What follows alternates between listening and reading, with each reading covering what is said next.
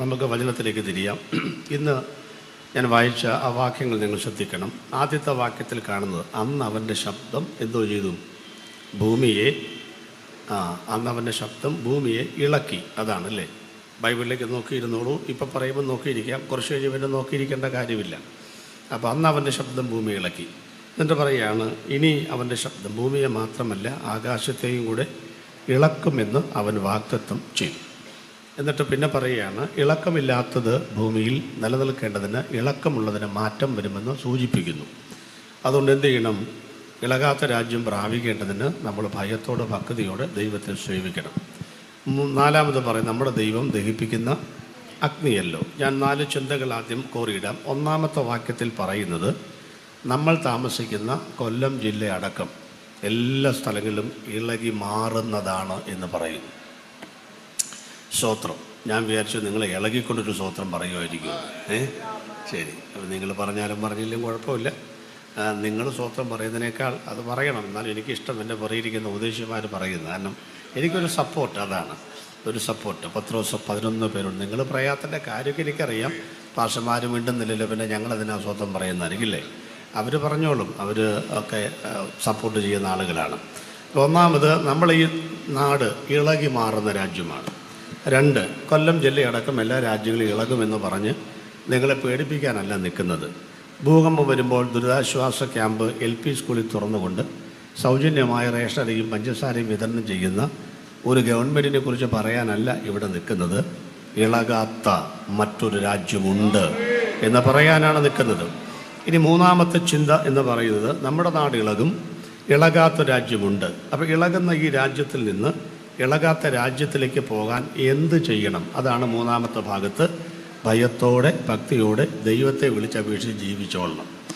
നാലാമത്തെ കാര്യം, അപ്പീലിന് ഇടയില്ലാത്ത വിധം ആധികാരികമായി ആവർത്തിക്കുന്ന അനുഗ്രഹിക്കപ്പെട്ട പദമാണ്.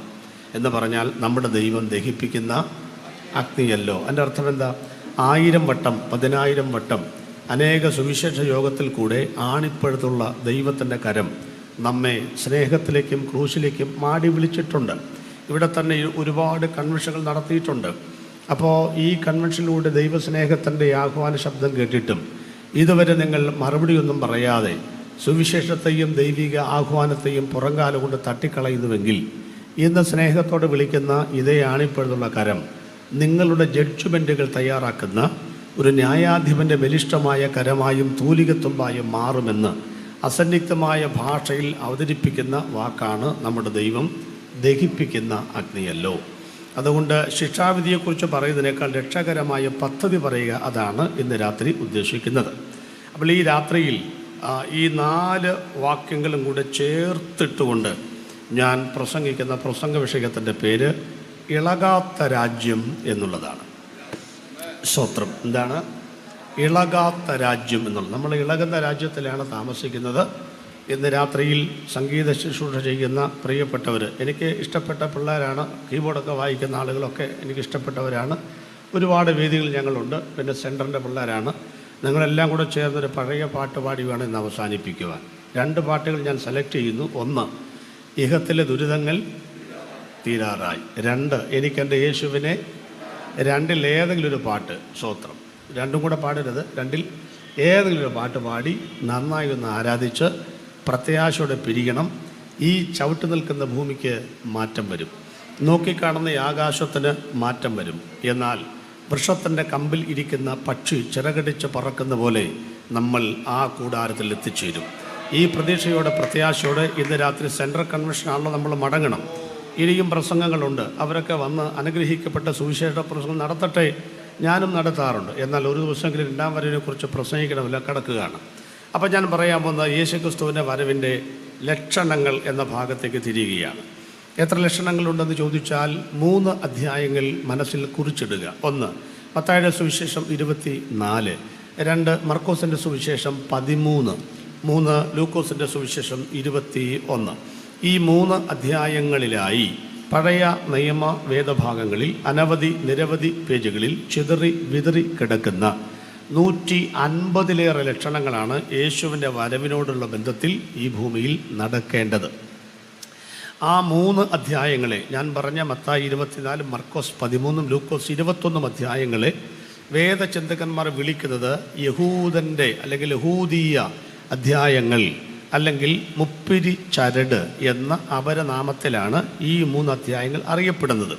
ധാരാളം ലക്ഷണങ്ങളുണ്ട്. ആ ലക്ഷണങ്ങളെ 4ആയിട്ട് തിരിക്കാം. 150 ലക്ഷണങ്ങളെ 4ആയിട്ട് തിരിക്കാം. എന്തുവാ 4ആയിട്ട് തിരിക്കുന്നത്? ഒന്നാമത്തേത് ഇസ്രായേൽ ലക്ഷണങ്ങൾ എന്ന ഭാഗമാണ്.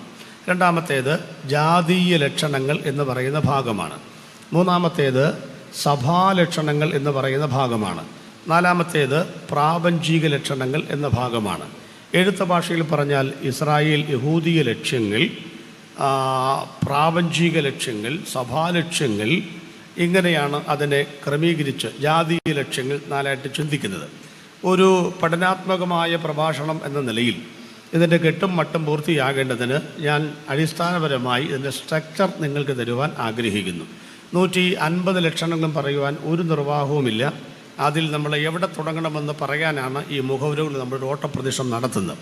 ഒന്നാമത്തേത് ഇസ്രായേൽ ലക്ഷണങ്ങൾ എന്ന ഭാഗമാണ്. അതെവിടാ ചിന്തിക്കേണ്ടത്? മത്തായിയുടെ സുവിശേഷം 1:1 നമ്മൾ വായിക്കുന്നു. അബ്രഹാമിൻ്റെ പുത്രനായ ദാവീദിൻ്റെ പുത്രനായ യേശുക്രിസ്തുവിൻ്റെ വംശാവലി. അവിടെ ആ വംശാവലി അവസാനിക്കുന്ന സമയത്ത് 14-ാമത്തെ വാക്യത്തിൽ രേഖപ്പെടുത്തിയിരിക്കുന്ന അബ്രഹാം മുതൽ ദാവീദ് വരെ 14, ദാവീദ് മുതൽ ബാബേൽ പ്രവാസത്തോളം 14, ബാബേൽ പ്രവാസം മുതൽ ക്രിസ്തു വരെ 14 ആകുന്നു തലമുറകൾ. എന്ന് പറഞ്ഞാൽ 3 14 ചേർത്ത് വെച്ചാൽ 42 കിട്ടും. അബ്രഹാം മുതൽ പിറകിലേക്ക് ആദാം വരെ 20 കിട്ടും. അപ്പോൾ 20ഉം 42ഉം ആദാം മുതൽ ക്രിസ്തു വരെ 62 തലമുറകളുടെ ചരിത്രം നമ്മൾ പറയണം.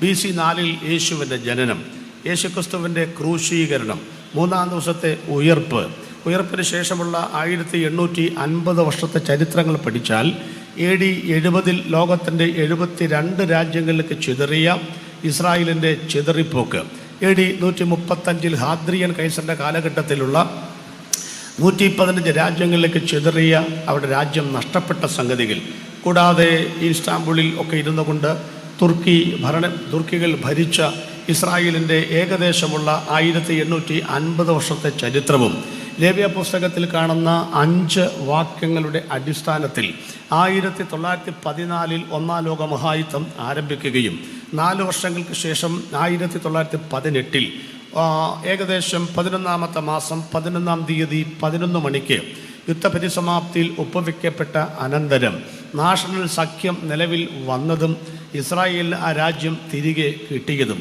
48 മെയ് 14 അവർ സ്വാതന്ത്ര്യം പ്രാപിച്ചതും 65 മുതൽ നടന്ന ഏകദേശം 1068ഓളം യുദ്ധങ്ങൾ ഇസ്രായേൽ എന്ന ഒറ്റ രാജ്യത്തിൻ്റെ ചുറ്റും കിടക്കുന്ന 21 മുസ്ലിം രാഷ്ട്രങ്ങൾ നടത്തിയിട്ടുണ്ട്. അതിനൊക്കെ എതിരെ അവർ ജയിച്ച വിജയപരാജയങ്ങളും, അതുപോലെ തന്നെ 6 ദിവസത്തെ പ്രധാനമായ യുദ്ധവും 85-ൽ കൊടി ഉയർത്തിയതും, ഇപ്പോൾ ഗാസ മുനമ്പിൽ വെസ്റ്റ് ബാങ്കിൽ നടക്കുന്ന പശ്ചിമേഷ്യൻ സംഘർഷാവസ്ഥകൾ വരെ സമകാലീന സംഭവങ്ങൾ ഞാൻ വേദപുസ്തകത്തിലൂടെ നിരത്തുമ്പോഴാണ് ഇസ്രായേൽ ലക്ഷണങ്ങൾ ആകുന്നത്. പക്ഷേ ഇന്നത്തെ സാഹചര്യത്തിൽ ഞാൻ ആ വേദഭാഗം എടുക്കുന്നില്ല. രണ്ടാമത് ജാതീയ ലക്ഷണങ്ങളാണ്. എന്താണ് ജാതീയ ലക്ഷണങ്ങൾ?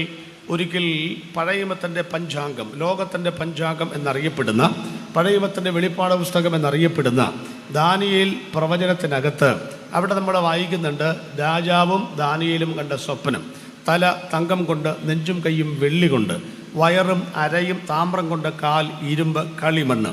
ലോകത്തിൻ്റെ ചരിത്രമൊക്കെ നമുക്കറിയാമല്ലോ. തല തങ്കം കൊണ്ട്, തങ്കത്തിന് പോലും വിലയില്ലാതിരുന്ന പ്രഥമ സാമ്രാജ്യമെന്ന് നമ്മൾ പറയുന്ന ചരിത്രത്തിലെ 2-ാം സാമ്രാജ്യമായ ബാബിലോൺ സാമ്രാജ്യം, മുമ്പ് സാമ്രാജ്യമുണ്ട്, അശൂർ സാമ്രാജ്യമുണ്ട്.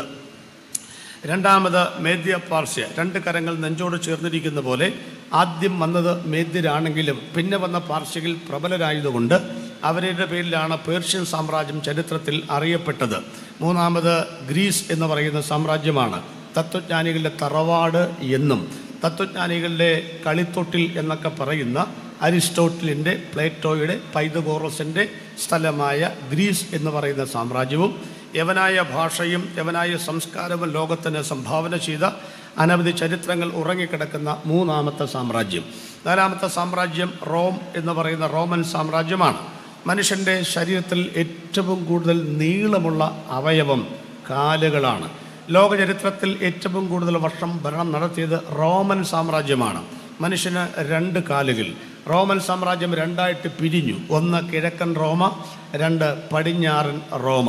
2 കാലിലും കൂടെ 10 വിരലുകൾ. 10 നാട്ടുരാജാക്കന്മാർ ചേർന്ന് അത് പങ്കിട്ട് എടുക്കുകയും ഈ കാലഘട്ടത്തിൽ കൈതൊടാത്തൊരു കല്ല് പറഞ്ഞു വന്ന് ബിംബത്തിൻ്റെ പാദത്തിൽ അടിച്ച് ധൂളിയായി പറത്തിക്കൊണ്ടുപോവുകയും ഈ കല്ല് ഇവിടെ ഒരു മഹാപർവ്വതമായി മാറുകയും ചെയ്യും. അർത്ഥാൽ ലോകത്തിൻ്റെ മുഴുവൻ സാമ്രാജ്യങ്ങളെയും ഇവിടെ നിന്ന് മാറ്റിക്കൊണ്ട് ഒറ്റ പ്രതിപക്ഷം പോലുമില്ലാതെ 1000 വർഷം സഹസ്രാധിപ രാജാവായി യേശുക്രിസ്തു ലോകത്തിൽ വരും. ഈ സംഭവങ്ങൾ ഞാൻ വേദപുസ്തക ചരിത്രത്തിലൂടെ പറയുമ്പോഴാണ് ജാതീയ ലക്ഷണങ്ങളാകുന്നത്. ഇന്ന് രാത്രിയിൽ അതും തൊടുന്നില്ല.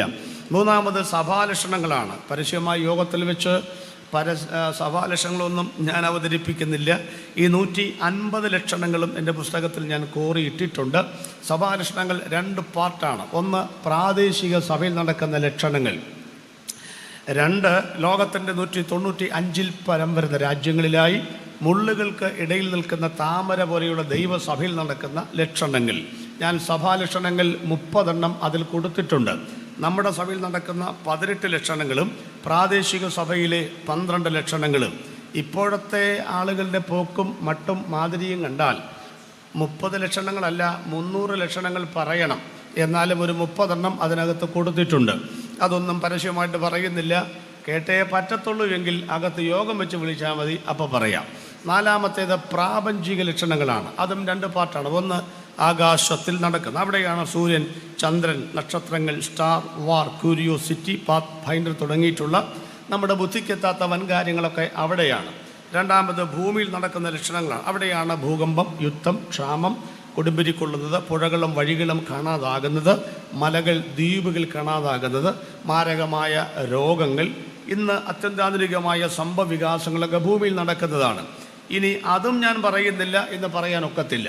ഏതെങ്കിലും ഒരു ലക്ഷണം പറഞ്ഞേ പറ്റത്തുള്ളൂ. അങ്ങനെയാണെങ്കിൽ നമുക്ക് ചിന്തിക്കേണ്ടത് ആദ്യം എവിടെ ഇളകുമെന്ന് നോക്കാം. ആദ്യം എവിടെ ഇളകും? സഭയാണോ ആദ്യം ഇളകുന്നത്? പ്രപഞ്ചമാണോ ആദ്യം ഇളകുന്നത്? ഭൂമിയാണോ ആദ്യം ഇളകുന്നത്? ആകാശമാണോ ആദ്യം ഇളകുന്നത്? കടലാണോ കരയാണോ ആദ്യം ഇളകുന്നത്? ചോദ്യങ്ങൾക്ക് വിരാമം ഇട്ടുകൊണ്ട് ഹഗ്ഗായി പ്രവചനത്തിലേക്ക് വരുന്നു. വായിക്കേണ്ട വാക്യമാണ് ഹഗ്ഗായി പ്രവചനം 2-ാം അധ്യായത്തിൻ്റെ 6-മത്തെ വാക്യം. ഒരാൾ ശബ്ദമുയർത്തി വായിക്കണം. വായിച്ച് സഹോദരിക്ക് നല്ല ശബ്ദമുണ്ട്, ഒരു കുഴപ്പമില്ല. ദൈവം അനുഗ്രഹിക്കട്ടെ. ഇനിയും തുടർന്നും വാക്യങ്ങൾ വായിക്കുവാൻ കർത്താവ് സഹായിക്കട്ടെ. ഹഗ്ഗായി പ്രവചനം 2-ാം അധ്യായം 6-മത്തെ വാക്യം. സൈന്യങ്ങളുടെ യഹോവ ഇപ്രകാരം അരുളി ചെയ്യുന്നു, ഇനി കുറഞ്ഞെന്നു കഴിഞ്ഞിട്ട് ഞാൻ ആകാശത്തെയും ഭൂമിയെയും കടലിനെയും കരയെയും ഇളക്കും. ഞാൻ സകല ജാതികളെയും ഇളക്കും. സകല ജാതികളുടെയും മനോഹര വസ്തു വരികയും ചെയ്യും. ഞാൻ ഈ ആലയത്തെ അത്രയും. അപ്പോൾ നമ്മൾ വായിച്ചല്ലോ ഹഗ്ഗായി പ്രവചനം 2-ാം അധ്യായത്തിൻ്റെ 6-മത്തെ വാക്യമാണ് വായിച്ചത്. ഹഗ്ഗായി എവിടെയാണെന്ന് ആളുകൾ മറിക്കുന്നുണ്ടോ എന്നൊരു സംശയം. ചില ആളുകളൊക്കെ ഈ ഹഗ്ഗായി പറഞ്ഞു കഴിയുമ്പോൾ മറിച്ച് ഫിലിപ്പിലെ ലേഖനവും കിടന്ന് മറിക്കുന്നത് ഞാൻ കണ്ടിട്ടുണ്ട്. ദൈവത്തെ ഓർത്ത് അത് പഴയമത്തിലാണ് എന്നും കൂടെ നിങ്ങളെ ഓർപ്പിക്കുന്നു. നിങ്ങൾ എടുത്ത് വായിക്കണം നിർബന്ധമൊന്നുമില്ല. അങ്ങനെ ഒരു പുസ്തകം ഉണ്ടെന്ന് വിശ്വസിക്കുന്നവർ ഒരു സ്വന്തം പറഞ്ഞാൽ നല്ലതാണ്. നമ്മൾ എപ്പോഴും ഈ നമ്മൾ പറയുമല്ലോ, നമ്മളെ സന്തോഷിപ്പിച്ച എവിടെന്നാ സന്തോഷിപ്പിച്ച സങ്കീർത്തന വാക്യം. ഒരു കാര്യം സ്നേഹത്തോടെ പറയാം, ഉപദേശിമാരുടെ ഉപജീവന മാർഗമാണ് സങ്കീർത്തനം. അതിൽ കയറി കൈവെക്കരുത്. ദൈവത്തെ ഓർത്ത് ഞങ്ങൾ ഈ സങ്കീർത്തനത്തിനകത്ത് 19 വാക്യം ഉള്ളതുകൊണ്ട് അതൊക്കെ വാക്യപ്രതിവാക്യമായി ഒന്നുകൂടെ വായിച്ച് തിരിച്ചു മറിച്ചൊക്കെ വായിച്ച് ഒടുവിൽ ഞങ്ങൾ ചിലപ്പോൾ പറയും. ഒരുപാട് കാര്യങ്ങൾ ഇതിനകത്തുള്ളത് കൊണ്ട്, സമയം കുറവായതുകൊണ്ട് ഒന്നും പറയുന്നില്ല എന്ന് പറയാൻ ഞങ്ങളൊക്കെ ജീവിക്കുന്നത്. അതുകൊണ്ട് നിങ്ങൾ അതിനകത്ത് കയറി കൈവെക്കരുത്. വല്ല സെഫന്യാവോ ഹഗ്ഗായി എടുത്തുകൊണ്ട് വരണം. അടുത്ത ആഴ്ച മുതൽ ഇന്നും കൂടെ പ്രത്യേകിച്ച് ഓർപ്പിക്കുന്നു. അപ്പോൾ ഈ വാക്യം കിട്ടാത്തവർക്ക് വിഷമിക്കേണ്ട കാര്യമില്ല. അങ്ങനെ ഉണ്ട്. ഈ പുസ്തകമൊക്കെ ഒന്ന് മറിച്ച് നോക്കണം. എന്നിട്ട് പറയാണ്, സൈന്യങ്ങളുടെ ദൈവമായ യഹോവ ഇപ്രകാരം അരുളി ചെയ്യുന്നു, ഇനി ഞാൻ കുറഞ്ഞു എന്ന് കഴിഞ്ഞിട്ട്. നമ്പർ 1 എവിടെ ഇളക്കും? ആദ്യം മൈക്ക് അങ്ങോട്ട് കൊടുത്തേര്, സ്ഥിരമായിട്ടും കൊടുത്തേ. ഇടയ്ക്കിടയ്ക്ക് മൈക്കിടെ പറയണം. ആദ്യം എന്തോ ഇളക്കം? നാട്ടുകാർ ആകാശത്തെ ഇളക്കം. അപ്പൊ ആദ്യം ആകാശം ഇളക്കും, അത് കഴിഞ്ഞ് ഭൂമി ഇളകും, അത് കഴിഞ്ഞ് കടൽ, അത് കഴിഞ്ഞ് എന്തിനാ ചെയ്യുന്ന? 4 കൂടെ ഇളക്കുന്ന, 4 കൂടെ ചുമ്മാ എങ്ങനെ ഇളക്കുന്നതിന്റെ കാര്യം? ചുമ്മാ ഇളക്കുന്നതാണോ? ഞാനൊക്കെ പഠിക്കുന്ന സമയത്തെ അങ്ങനെ അധികം പഠിച്ചിട്ടൊന്നുമില്ല. ഇപ്പം ഞാൻ എൻ്റെ വീട്ടിൽ 3 മക്കളാണ്, 2 ചേച്ചിമാരും ഞാനേറ്റ ഇളയതും. അങ്ങനെ പഠിക്കുമ്പം ഞാനങ്ങനെ പരീക്ഷയ്ക്ക് അങ്ങനെ കാര്യമായിട്ടൊന്നും എഴുതാറില്ല. ചോദ്യപേപ്പറിൽ തന്നെ എഴുതാനുള്ളതുണ്ടല്ലോ. ഹിന്ദിയും ഇതൊക്കെ എന്ന് പറഞ്ഞാൽ താഴെ നിന്ന് മേളിലോട്ട് എഴുതി വെക്കും. മേളിൽ താഴെ പേജ് നിറച്ചാൽ പോരെ. അങ്ങനെ എൻ്റെ ചേച്ചി തൊട്ടുമൂത്ത ചേച്ചി ഭയങ്കര പഠിത്തം. അവളാണെങ്കിൽ രാത്രിയിൽ പിന്നെ ബക്കറ്റിനകത്ത് വെള്ളം നിറച്ച് 2 കാലും കൂടി അതിനകത്തോട്ടിട്ട് ഉറങ്ങാതിരിക്കാൻ വേണ്ടി ഇങ്ങനെ പഠിച്ചുകൊണ്ടിരിക്കുക. അപ്പം അമ്മയുടെ അമ്മ ഇങ്ങനെ ഈ തൈരിനകത്ത് ഇങ്ങനെ കടകോലിട്ട് ഇളക്കുന്നൊരു ഇളക്കലുണ്ട്. അപ്പോൾ ഈ ചേച്ചി പറയും, അമ്മ ഒന്നും മിണ്ടാതിരിക്കും, ഒന്നും തല കയറുന്നില്ല, അതുകൊണ്ട് ഞാനൊന്ന് സ്വസ്ഥമായിട്ട് പഠിക്കട്ടെ. അപ്പോൾ അമ്മ പറയുമ്പോൾ ഇവൻ പഠിക്കുന്നില്ലല്ലോ, ഞാനെന്തോ പഠിക്കുന്നത്. ഇതൊക്കെയാണെന്ന് പറഞ്ഞാലും ചേച്ചി ഭയങ്കരമായിട്ട് പഠിച്ചെന്ന് പറഞ്ഞാലും ഞാൻ 10ാം ക്ലാസ്സിൽ ചെല്ലുമ്പം അവൾ 10ലുണ്ട്. പിന്നെ ഞങ്ങൾ ഒരുമിച്ചാണ് പഠിച്ചത്. പിന്നെ അവൾക്ക് എൻ്റെ കൂടെ പഠിക്കാനുള്ള ബുദ്ധിമുട്ടുണ്ട്. അവൾ ഡിയിലേക്ക് പോയി, ഞാൻ ബിയിലേക്കും പോയി. അങ്ങനൊരു ഗുണം കിട്ടി. അപ്പോൾ എന്തായാലും വന്നു വലിയ പഠിത്തമൊന്നുമില്ല കേട്ടോ.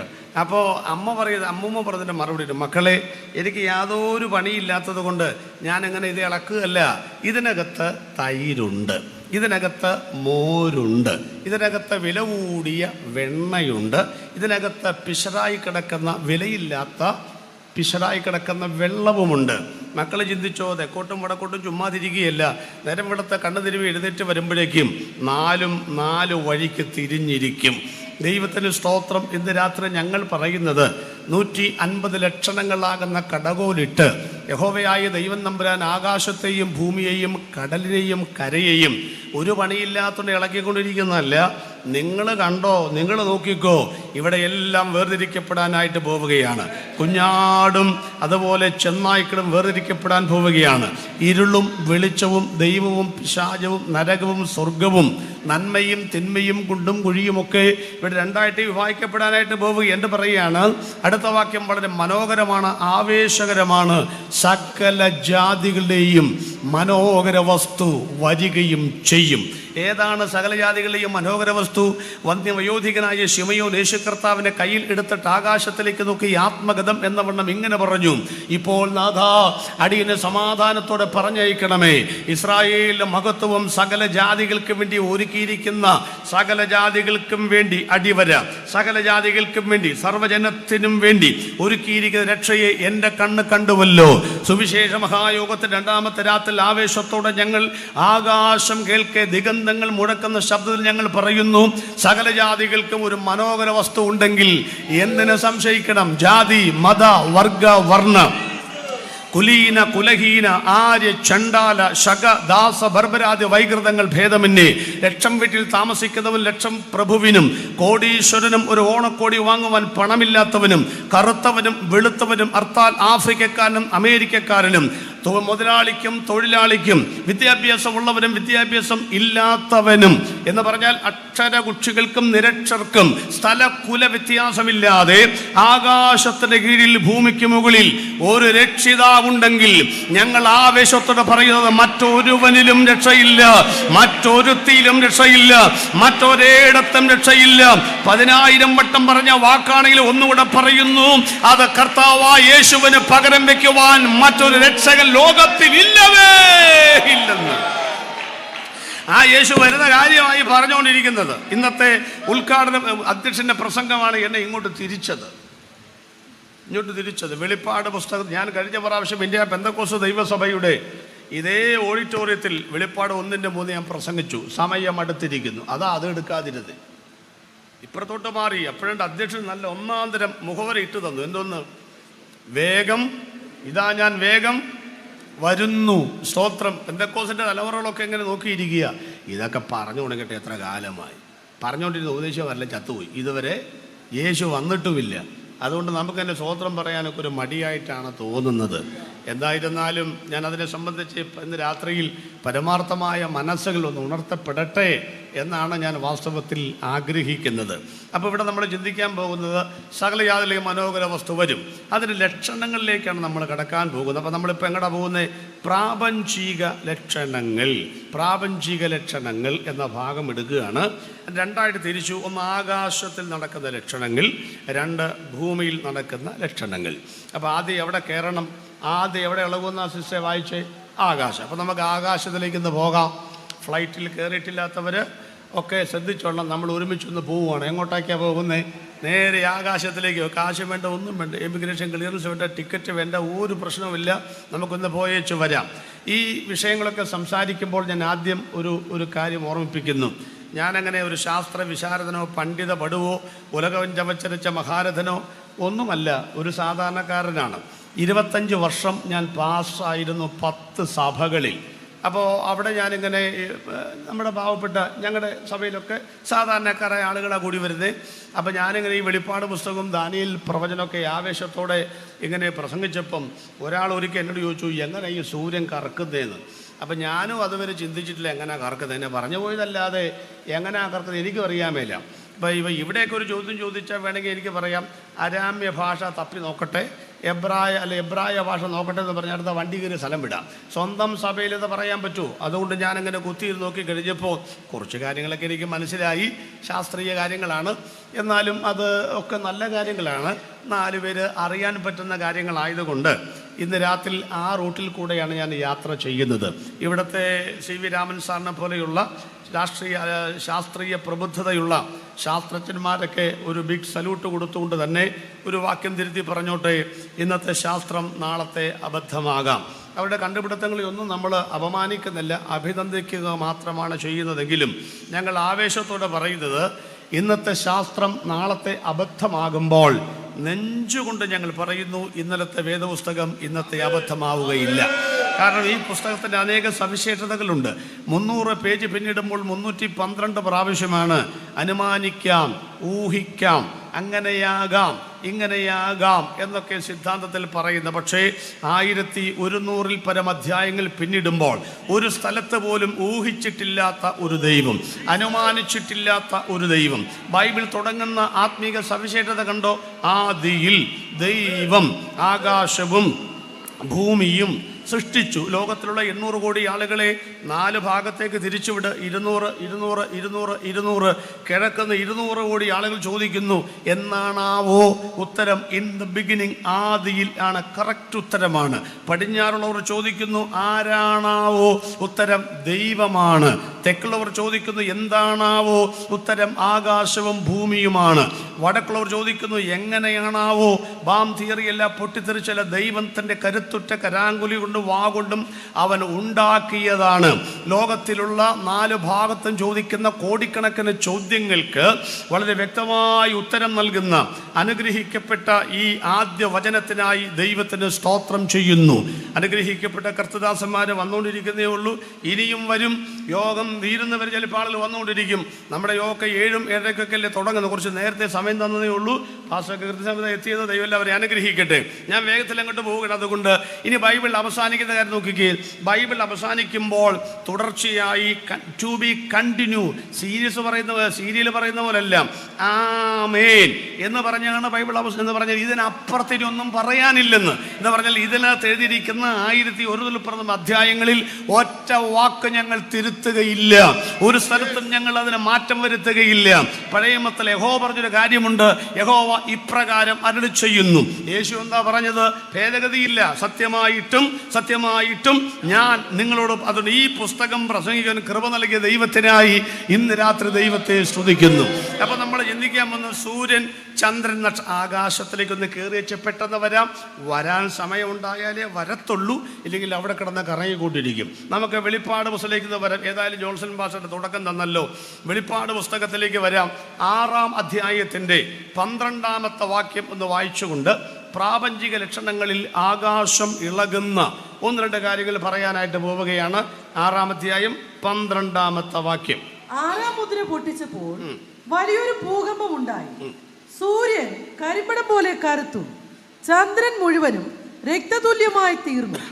അത്തിവൃക്ഷം പെരുങ്കാറ്റുകൊണ്ട് കുലുങ്ങിയിട്ട് കായ് ഉതിർക്കും പോലെ ആകാശത്തിലെ നക്ഷത്രങ്ങൾ ഭൂമിയിൽ വീണു. 4 കാര്യങ്ങൾ അവിടെ രേഖപ്പെടുത്തിയിട്ടുണ്ട്, ഇല്ലേ? 1-ാമത്തെ കാര്യം എന്ന് പറയുന്നത്, അപ്പോൾ വലിയ ഭൂകമ്പം ഉണ്ടായി. അത് ഭൂമിയിൽ നടക്കുന്ന കാര്യമാണ്. അതുകൊണ്ട് ഞാനിപ്പോൾ അത് പറയുന്നില്ല. ഭൂകമ്പത്തെക്കുറിച്ച് പറഞ്ഞു വരുമ്പോൾ തന്നെ 1.5-3 മണിക്കൂർ എടുക്കും. എന്താ കാര്യം? ഭൂകമ്പം 3 ടൈപ്പിൽ ഉള്ള കമ്പനങ്ങളാണ് ഇതുവരെ ലോകം കണ്ടുപിടിച്ചിട്ടുള്ളത്.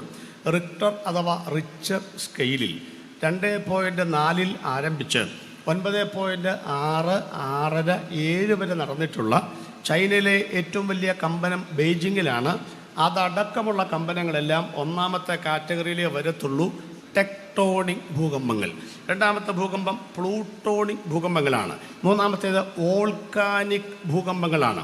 അപ്പോൾ ഇന്ന് വരെ നടന്നിട്ടുള്ള 7 ലക്ഷം ആളുകൾ ഒറ്റ കമ്പനത്തിൽ നഷ്ടപ്പെട്ട ചൈനയിലെ ബെയ്ജിങ്ങിലെ കമ്പനം വരെ ഒന്നാമത്തെ കാറ്റഗറിയിലെ വരത്തുള്ളൂ എന്ന് പറയുമ്പം നീ എന്തെല്ലാം വരാൻ കിടക്കുന്നു. വേലുപ്പാട് പുസ്തകത്തിൽ ഭൂകമ്പം 5 ടൈപ്പാണ്. ഭൂകമ്പം, വലിയ ഭൂകമ്പം, ഏറ്റവും വലിയ ഭൂകമ്പം, ഇടിയോടുകൂടിയ ഭൂകമ്പം, ഇടി, മിന്നൽ, നാദം, ഇതിൻ്റെ അകമ്പടിയോടുകൂടിയ ഭൂകമ്പം. ഈ ഭൂമിയെ 3ആയിട്ടാണ് തിരിച്ചിരിക്കുന്നത്: ക്രസ്റ്റ്, മാൻഡിൽ, കോർ അല്ലെങ്കിൽ ഉൾക്കാമ്പ്.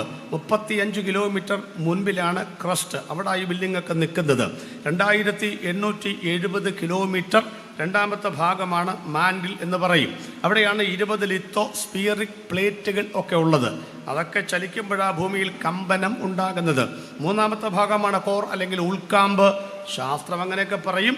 ഇയ്യോബിൻ്റെ പുസ്തകം 28:5 നരകമാണെന്ന് വ്യക്തമായി രേഖപ്പെടുത്തിയിട്ടുണ്ട്. അങ്ങോട്ടേക്ക് കടക്കുന്നില്ല, കമ്പനത്തെക്കുറിച്ച് പറയുന്നില്ല. നമുക്ക് എങ്ങോട്ട് പോകാം? ശരി, അങ്ങോട്ട് പോയിട്ട് വരാം. അപ്പോൾ ഒന്നാമത്തെ കാര്യം, സൂര്യൻ കരിമ്പടം പോലെ കറുക്കും. 2, ചന്ദ്രൻ രക്തതുല്യമായി മാറിപ്പോകും അല്ലെങ്കിൽ തീർന്നു. മൂന്നാമത്തേത്, അത്തിക്കായകൾ പഴുത്തിട്ട് പെരുങ്കാറ്റുകൊണ്ട് ഉതിർന്ന് താഴെ വീഴുന്നത് പോലെ നക്ഷത്രങ്ങൾ 1056ഓളം തർജ്ജമ പെശകുകൾ മലയാള ബൈബിളിൽ വന്നിട്ടുള്ളതിൽ ഒരു പെശക് ഇവിടെയാണ്. എന്താണ്? ഉൽക്കകൾ എന്നാണ് വരേണ്ടത്, നക്ഷത്രങ്ങൾ എന്നല്ല. അപ്പം നക്ഷത്രങ്ങൾ നേരെ ഭൂമിയിൽ വീണു എന്നുള്ളത് ഉൽക്കകൾ എന്നാക്കിയാൽ കുറച്ചും കൂടെ മനോഹരമായിരിക്കും. ശാസ്ത്രീയ സ്ഥിതിവിവര കണക്കുകൾക്ക് ഭംഗം ഉണ്ടാകത്തില്ല. അപ്പോൾ നമുക്ക് ഈ 3 കാര്യങ്ങൾ ചിന്തിക്കാൻ വേണ്ടി പോവുകയാണ്. ഒന്നാമത്തെ കാര്യത്തിലേക്ക് വരാം. സൂര്യൻ കരിമ്പടം പോലെ കറുത്തു. നമ്മൾ യേശുക്രിസ്തുവിനെ കുറിച്ചൊന്നും പറയത്തില്ല എന്ന് പറഞ്ഞ പരാതിയൊന്നും പറയരുത് കേട്ടോ. നമ്മൾ ഈ കാര്യങ്ങളൊക്കെ ഒന്ന് പറഞ്ഞ് യേശുക്രിസ്തുവിലേക്ക് വരും. സ്വോത്രം. ഇത് റൂട്ട് മാപ്പ് ഇതാണെന്ന് മാത്രമേ ഉള്ളൂ. അപ്പോൾ സൂര്യനിലേക്ക് വരാം. എവിടാ സൂര്യൻ നിൽക്കുന്നത്? ചുമ്മാ ചോദിക്കുക, എവിടാ സൂര്യൻ നിൽക്കുന്നത്? ഒരുപാട് ഉത്തരങ്ങളുണ്ട്. 9,30,00,000 മൈൽ അകലത്തിലാണ് സൂര്യൻ നിൽക്കുന്നതെന്ന് ഒരു കാലത്ത് ശാസ്ത്രം പഠിപ്പിച്ചിരുന്നു. അതാ ഞാൻ ആദ്യം പറഞ്ഞത്, ഇതിനൊക്കെ മാറ്റം ഉണ്ടാകുമെന്ന് പറയുന്നു. അനന്തം അജ്ഞാതം അവർണ്ണനീയം ഈ ലോകഗോളം തിരിയുന്ന മാർഗം അതിങ്കൽ എങ്ങാണ്ടൊരിടത്തിരുന്ന് നോക്കുന്ന മർത്യൻ കഥ എന്ത് കണ്ടു. നമുക്ക് അങ്ങോട്ട് പോയിട്ട് ഒരുപാട് കാര്യം ചിന്തിക്കാനൊന്നും ഒക്കത്തില്ല. ഏതായാലും 9,30,00,000 മൈൽ ഇപ്പോൾ ശാസ്ത്രം മാറ്റിയിട്ടുണ്ട്. ഏകദേശം 15 കോടി മൈൽ അകലത്തിലാണ് സൂര്യൻ നിൽക്കുന്നതെന്ന് ഇപ്പോൾ ശാസ്ത്രം പറയുന്നു. കൃത്യമായ കണക്കുണ്ടോ? കൃത്യമായ കണക്കുണ്ട്.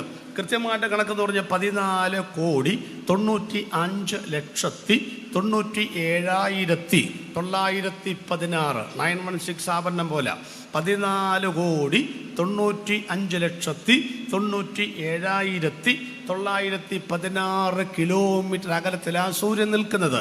ഏതാ രണ്ടാമത് പറഞ്ഞത്? ഒറ്റ പ്രാവശ്യം പറഞ്ഞു നിങ്ങൾ പറയും അത് തള്ളാണെന്ന് വേണമെങ്കിൽ പറയും. അപ്പോൾ അതുകൊണ്ട് ഒന്നുകൂടെ ഉറപ്പിക്കാനാണ് 2 പ്രാവശ്യം പറഞ്ഞത്. ഇനി ഇവിടെ ഇതിൻ്റെ അന്തർഭാഗത്തെ, സൂര്യൻ്റെ അന്തർഭാഗത്തെ 4 കോടി ഡിഗ്രി ചൂടുണ്ട് എന്ന് ശാസ്ത്രം പറയുന്നു. അതിൻ്റെ ഉപരിതലത്തിൽ 12,000 ഡിഗ്രി ചൂടുണ്ട്. സൂര്യനിൽ നിന്ന് പുറപ്പെടുന്ന തീ ജ്വാലയുടെ നീളം 25,000 കിലോമീറ്റർ നീളമാണ്. എൻ്റെ അച്ഛാ ഓർക്കണം നിങ്ങൾ, പാറശാല മുതൽ പയ്യന്നൂർ വരെ 750 കിലോമീറ്റർ നീളമേ ഉള്ളൂ കേരളത്തിന്. അതിൻ്റെ മധ്യഭാഗം അറിയാമോ? പുതുക്കാടാണെന്ന് പറയുന്നുണ്ട്. പക്ഷേ ഞാൻ താമസിക്കുന്ന കറുകുറ്റിയാണെന്നുള്ളതാണ് ഏകദേശം ആളുകൾ അംഗീകരിച്ചിരിക്കുന്നത്. അപ്പം ഞാൻ ഭൂമധ്യരേഖയിൽ നിന്ന് വരികയാണെന്നും കൂടെ കൂട്ടിക്കും. അപ്പോൾ ഈ കേരളം 750 കിലോമീറ്റർ ഉള്ളെന്ന് പറയുമ്പം 25,000 കിലോമീറ്റർ നീളമുണ്ട് തീ ജ്വാലയ്ക്കെന്ന് പറയുമ്പം എന്നതാ സംഭവമാണ്. അപ്പം നമ്മൾ ചിന്തിക്കും, പാസ്റ്ററിൻ്റെ വർത്തമാനം കേട്ടാൽ പാസ് ആനപ്പുറത്ത് പാപ്പാൻ കയറിയിരിക്കുന്ന പോലെ സൂര്യൻ്റെ പുറത്ത് തെർമോമീറ്ററുമായിട്ട് കയറിയിരുന്ന് കൃത്യമായിട്ട് അളന്ന് തൂക്കി എടുത്തുകൊണ്ട് വന്നതുപോലെ ഉണ്ടല്ലോ എന്നൊന്നും പരിഹസിക്കരുത്. ഞാൻ ആദ്യം പറഞ്ഞു, പുസ്തകത്തിൽ എഴുതിയിട്ടുള്ള കാര്യമല്ല, ശാസ്ത്രം പറയുന്നു, പത്രമാധ്യമങ്ങൾ റിപ്പോർട്ട് ചെയ്യുന്നു. നമ്മളത് കാണാതെ പഠിച്ചിട്ട് അവൾ അവതരിപ്പിക്കുകയാണ് ദൈവനാമത്തിൻ്റെ മഹത്വത്തിന് വേണ്ടിയിട്ട്. ഇനി ഈ സൂര്യനെക്കുറിച്ച് പറയുന്ന ഒട്ടനവധി ശാസ്ത്രീയ കാര്യങ്ങളുണ്ട്. ഒന്നാമത്തെ കാര്യം എന്ന് പറയുന്നത് ഏതാണ്ട് 700 കോടി വർഷങ്ങളായിട്ട് ഒരു വൻ ആണവ നിലയത്തിൻ്റെ പ്രക്രിയ ഈ സൂര്യനിൽ നടന്നുകൊണ്ടിരിക്കുകയാണ്. അപ്പോൾ നിങ്ങൾ ചിന്തിക്കുമായിരിക്കും 700 കോടി വർഷമോ? ഇവിടെ ആകപ്പാടെ ആദാം ഉണ്ടായിട്ട് 6000 കൊല്ലമല്ലേ ആയിട്ടുള്ളൂ. അതിൻ്റെയൊക്കെ ഉത്തരം പറയണം. ഉൽപ്പത്തി പുസ്തകം 1-ാം അധ്യായത്തിൻ്റെ 1-ാമത്തെ വാക്യത്തിനും 2-ാമത്തെ വാക്യത്തിനും ഇടയിൽ 4 തിയറികളുണ്ട്. യോം തിയറി, ഗ്യാപ് തിയറി, തിരമാലകളുടെ സിദ്ധാന്തം, മനുഷ്യൻ്റെ 1000 സംവത്സരങ്ങളെ ഒരു ദിവസമായിട്ട് കാണുന്ന സിദ്ധാന്തങ്ങളൊക്കെ അവിടെയുണ്ട്. അതിൻ്റെ തെളിവാണ് നമ്മൾ ഉൽപ്പത്തി 1-ൽ വായിക്കുന്നത്. ഉൽപ്പത്തി 1-ൽ ഭൂമി എവിടെ കിടക്കുന്ന അറിയാമല്ലോ. എവിടെ കിടക്കുന്നേ? വെള്ളമെല്ലാം ഒരു സ്ഥലത്ത് കൂടട്ടെ. അങ്ങനെ വെള്ളമെല്ലാം ഒരു സ്ഥലത്ത് കൂടി. ഉണങ്ങിയ നിലത്തിന് ദൈവം ഭൂമി എന്ന് പേരിട്ടു. അപ്പോൾ 79% വെള്ളമാണ്, 21% കരഭൂമിയായിട്ട് നമുക്ക് കാണാൻ പറ്റുന്നുള്ളൂ. അപ്പോൾ ഉൽപ്പത്തി പുസ്തകം 1-ാം അധ്യായം വായിച്ചാൽ ഭൂമി എവിടെ? വെള്ളത്തിനടിയിലാണ്. അതാണോ സത്യം? അതല്ല. പിന്നെ എവിടാ സത്യം? 136-ാമത്തെ സങ്കീർത്തനത്തിൽ പറയുന്നത് വെള്ളത്തെ ഭൂമിയുടെ മേൽ ഭൂമിയെ വെള്ളത്തിന്മേൽ വിരിച്ചവന് അവൻ്റെ ദയ എന്നേക്കുമുള്ളത്. അപ്പോൾ ഉൽപ്പത്തി പുസ്തകം 1-ന്റെ 1-ൽ ഭൂമി വെള്ളത്തിൻ്റെ മേലാണ്. പക്ഷേ 2-ൽ പാഴും ശൂന്യമായി തീർന്നപ്പോൾ എന്ത് സംഭവിച്ചു എന്നറിയാൻ എഹെസ്കേൽ പ്രവചനം 28-ഉം യെശയ്യാവിൻ്റെ പ്രവചനം 14-ാം അധ്യായം വായിച്ചാൽ ഉത്തരം പിടികിട്ടും. അപ്പം പിന്നെ അതെന്താ പറയാതിരുന്നതെന്ന് ചോദിച്ചാൽ അതൊന്നും നമ്മൾ അറിയേണ്ട കാര്യങ്ങളൊന്നും അല്ല. അറിയേണ്ട കാര്യം എഴുതിയിട്ട് തന്നെ അറിയാൻ മേലാത്തവരെ പോലെ നടക്കുക. അപ്പം പിന്നെ ഇനി ഈ കാര്യം എഴുതേണ്ട വല്ല കാര്യമുണ്ടോ? അപ്പോൾ നാം ചവിട്ടി നിൽക്കുന്ന ഈ ഭൂമിയിലെ ആദ്യ മനുഷ്യനാണ് ആദാം. അവിടെ മുതൽ ഇങ്ങോട്ട് ചിന്തിച്ചാൽ മതി. അപ്പോൾ 700 കോടി വർഷങ്ങളായി എന്തുവാ സൂര്യൻ നടക്കുന്ന ആണവ പ്രക്രിയ എന്നറിയാമോ? ഒരു സെക്കൻഡിൽ ഏകദേശം 60 കോടി ടൺ ഭാരം വീതമാണ് അതിനകത്തൊരു ഇന്ധനം കത്തുന്ന സാധനത്തിൻ്റെ പേരറിയാമല്ലോ. അത് ഹീലിയമാണ്. അത് കത്തിയിട്ട് അത് ഹീലിയമായിട്ട് മാറുകയാണ്. അപ്പോൾ അതിങ്ങനെ ഹൈഡ്രജൻ കത്തി ഹീലിയമായിട്ട് മാറുന്ന ഈ പ്രക്രിയ ഏകദേശം 700 കോടി വർഷങ്ങൾ കൊണ്ട് നടന്നുകൊണ്ടിരിക്കുകയാണ്. അപ്പോൾ അതിനെക്കുറിച്ച് ശാസ്ത്രം പറയുന്നത് ഇനി അധിക നാളൊന്നും ഇതിങ്ങനെ കത്തിത്തീരുകയില്ല. വേസ്റ്റായി തീരുന്ന ഈ ഹീലിയത്തിൻ്റെ കറുത്ത പാടുകളൊക്കെ സൂര്യനിൽ കാണാറുണ്ട്. 1947 ഏപ്രിൽ മാസത്തിൽ 1,86,000 ചതുരശ്ര മൈൽ വിസ്തീർണത്തിൽ കറുത്ത പാടുകൾ അതിനകത്ത് കണ്ടെന്ന് മലയാള മനോരമയുടെ പടിപ്പുര പേജിലൊക്കെ വന്നിരുന്നു. നമ്മൾ ഈ വെളിപ്പാട് ദിവസം വായിക്കുമ്പോഴുണ്ടല്ലോ ഒരു പദമുണ്ട്, സൂര്യനിൽ ബാധ തട്ടി. വായിച്ചിട്ടുണ്ടോ നിങ്ങൾ? നമുക്ക് കൊല്ലത്തുള്ള ഒരാൾക്ക് ബാധയുണ്ടായെന്ന് പറഞ്ഞാൽ മനസ്സിലാക്കാം. പക്ഷേ അത് ഓടോത്രയോ കൈവശോ എന്തെങ്കിലും ആകട്ടെ, പക്ഷേ അവിടെ സൂര്യനിൽ ബാധ തട്ടിയെന്ന് പറയുന്ന പദപ്രയോഗമൊക്കെ ഈ സൂര്യകളങ്കം ആണ് ഇവിടെ സൂചിപ്പിക്കുന്നത്. സൺസ്പോട്ട് എന്നൊക്കെ പറഞ്ഞ ഒത്തിരി സംഭവങ്ങളുണ്ട്. അപ്പോൾ നമ്മൾ ചിന്തിക്കുന്നത് ഇതിനകത്തിങ്ങനെ കത്തിത്തീർന്നുകൊണ്ടിരുന്നാൽ ഒരു സെക്കൻഡിൽ 60 കോടി ടൺ ഭാരം വീതം കത്തി ഇങ്ങനെ ഹീലിയമായി മാറിക്കൊണ്ടിരുന്നാൽ അനധിവിദൂര ഭാവിയിൽ ഇത് കത്തിത്തീരുമെന്നാണ് പറയുന്നത്. അമേരിക്കൻ ശാസ്ത്രജ്ഞന്മാരായ വാൽസിയോട് എഡ്സി തുടങ്ങിയിട്ടുള്ള ആളുകളൊക്കെ പറയുന്നത് ഒരുപാട് കാലമൊന്നും ഇനി ഇത് കത്താനുണ്ടാകത്തില്ല എന്നാണ് പറയുന്നത്. നമുക്കറിയാമല്ലോ മുരുകൻ കാട്ടാക്കട എന്ന് പറയുന്ന കവിയുടെ ഒരു കവിഭാവന എന്താണ്? ഇനി വരുന്നൊരു തലമുറയ്ക്ക് ഇവിടെ വാസം സാധ്യമോ? ഭൂമി ഉണ്ടാകില്ല, പുഴയില്ല, വഴിയില്ല, ഒന്നുമില്ലാത്ത ഒരവസ്ഥയോടെ വരുമെന്നാണ് പറയുന്നത്. ഇനി ഈ സൂര്യനെ സംബന്ധിച്ച് ഒരല്പം കൂടെ പിറകിലേക്ക് നമ്മൾ കടന്ന് ചിന്തിക്കണം. സൂര്യൻ എങ്ങോട്ടാ പോകുന്നതെന്ന് അറിയാമല്ലോ. ഒരു രാസപ്രക്രിയ ഒരു ശാസ്ത്രീയ പ്രക്രിയ നടക്കുന്നുണ്ട്. നമ്മുടെ ഈ സൂര്യന് അയനമില്ല എന്നാണ് ഒരു കാലത്ത് ശാസ്ത്രം പറഞ്ഞുകൊണ്ടിരുന്നത്. പക്ഷെ പെന്തിക്കോസിലെ ഉപദേശിമാർ വിട്ടില്ല. അവർ പറഞ്ഞു സൂര്യന് അയനമുണ്ട്. ഒന്നാമത് നമ്മൾ പറയുന്ന ഒരു കാര്യവും ശാസ്ത്രജ്ഞന്മാർ അംഗീകരിക്കത്തില്ല. അതാണ്ട് ഇവിടെ അന്തരീക്ഷത്തിൽ ചൂട് വർദ്ധിക്കുകയാണ്, 8 മടങ്ങ് ചൂട് വർദ്ധിക്കും. അന്റാർട്ടിക് പ്രദേശത്തുള്ള മഞ്ഞുമലകൾ ഉരുകും, പെൻഗിൻ ഹിമക്കരടികൾ ഇതൊക്കെ കാണാതാകുന്നു. 12,000 വർഷം പഴക്കമുള്ള കിളിമഞ്ചാരോ എന്ന് പറയുന്ന പർവ്വതം ഉരുകി ശിലകൾ കാണായി വരുന്നു. ഇതൊക്കെ എത്ര കാലമായിട്ട് ഉപദേശിമാർ പ്രസംഗിക്കുകയാണ്, ആരും ചെവി കൊടുക്കുകയില്ല. ഇടതുപക്ഷ പ്രസ്ഥാനത്തിൻ്റെ സഖാവ് EP ജയരാജൻ 5 വർഷം മുൻപ് ഇതേ കാര്യം പറഞ്ഞപ്പം വലിയ മാധ്യമങ്ങളൊക്കെ അത് എടുത്ത കാര്യം. ഉപദേശിമാരൊക്കെ പണ്ടേ പറയുന്ന കാര്യമാണെന്നേ ഈ പറഞ്ഞ കാര്യങ്ങളൊക്കെ. ഉപദേശിമാർ പറഞ്ഞു സൂര്യന് അയനമുണ്ട്. അപ്പം അന്ന് അയനം കണ്ടുപിടിച്ചിട്ടില്ല.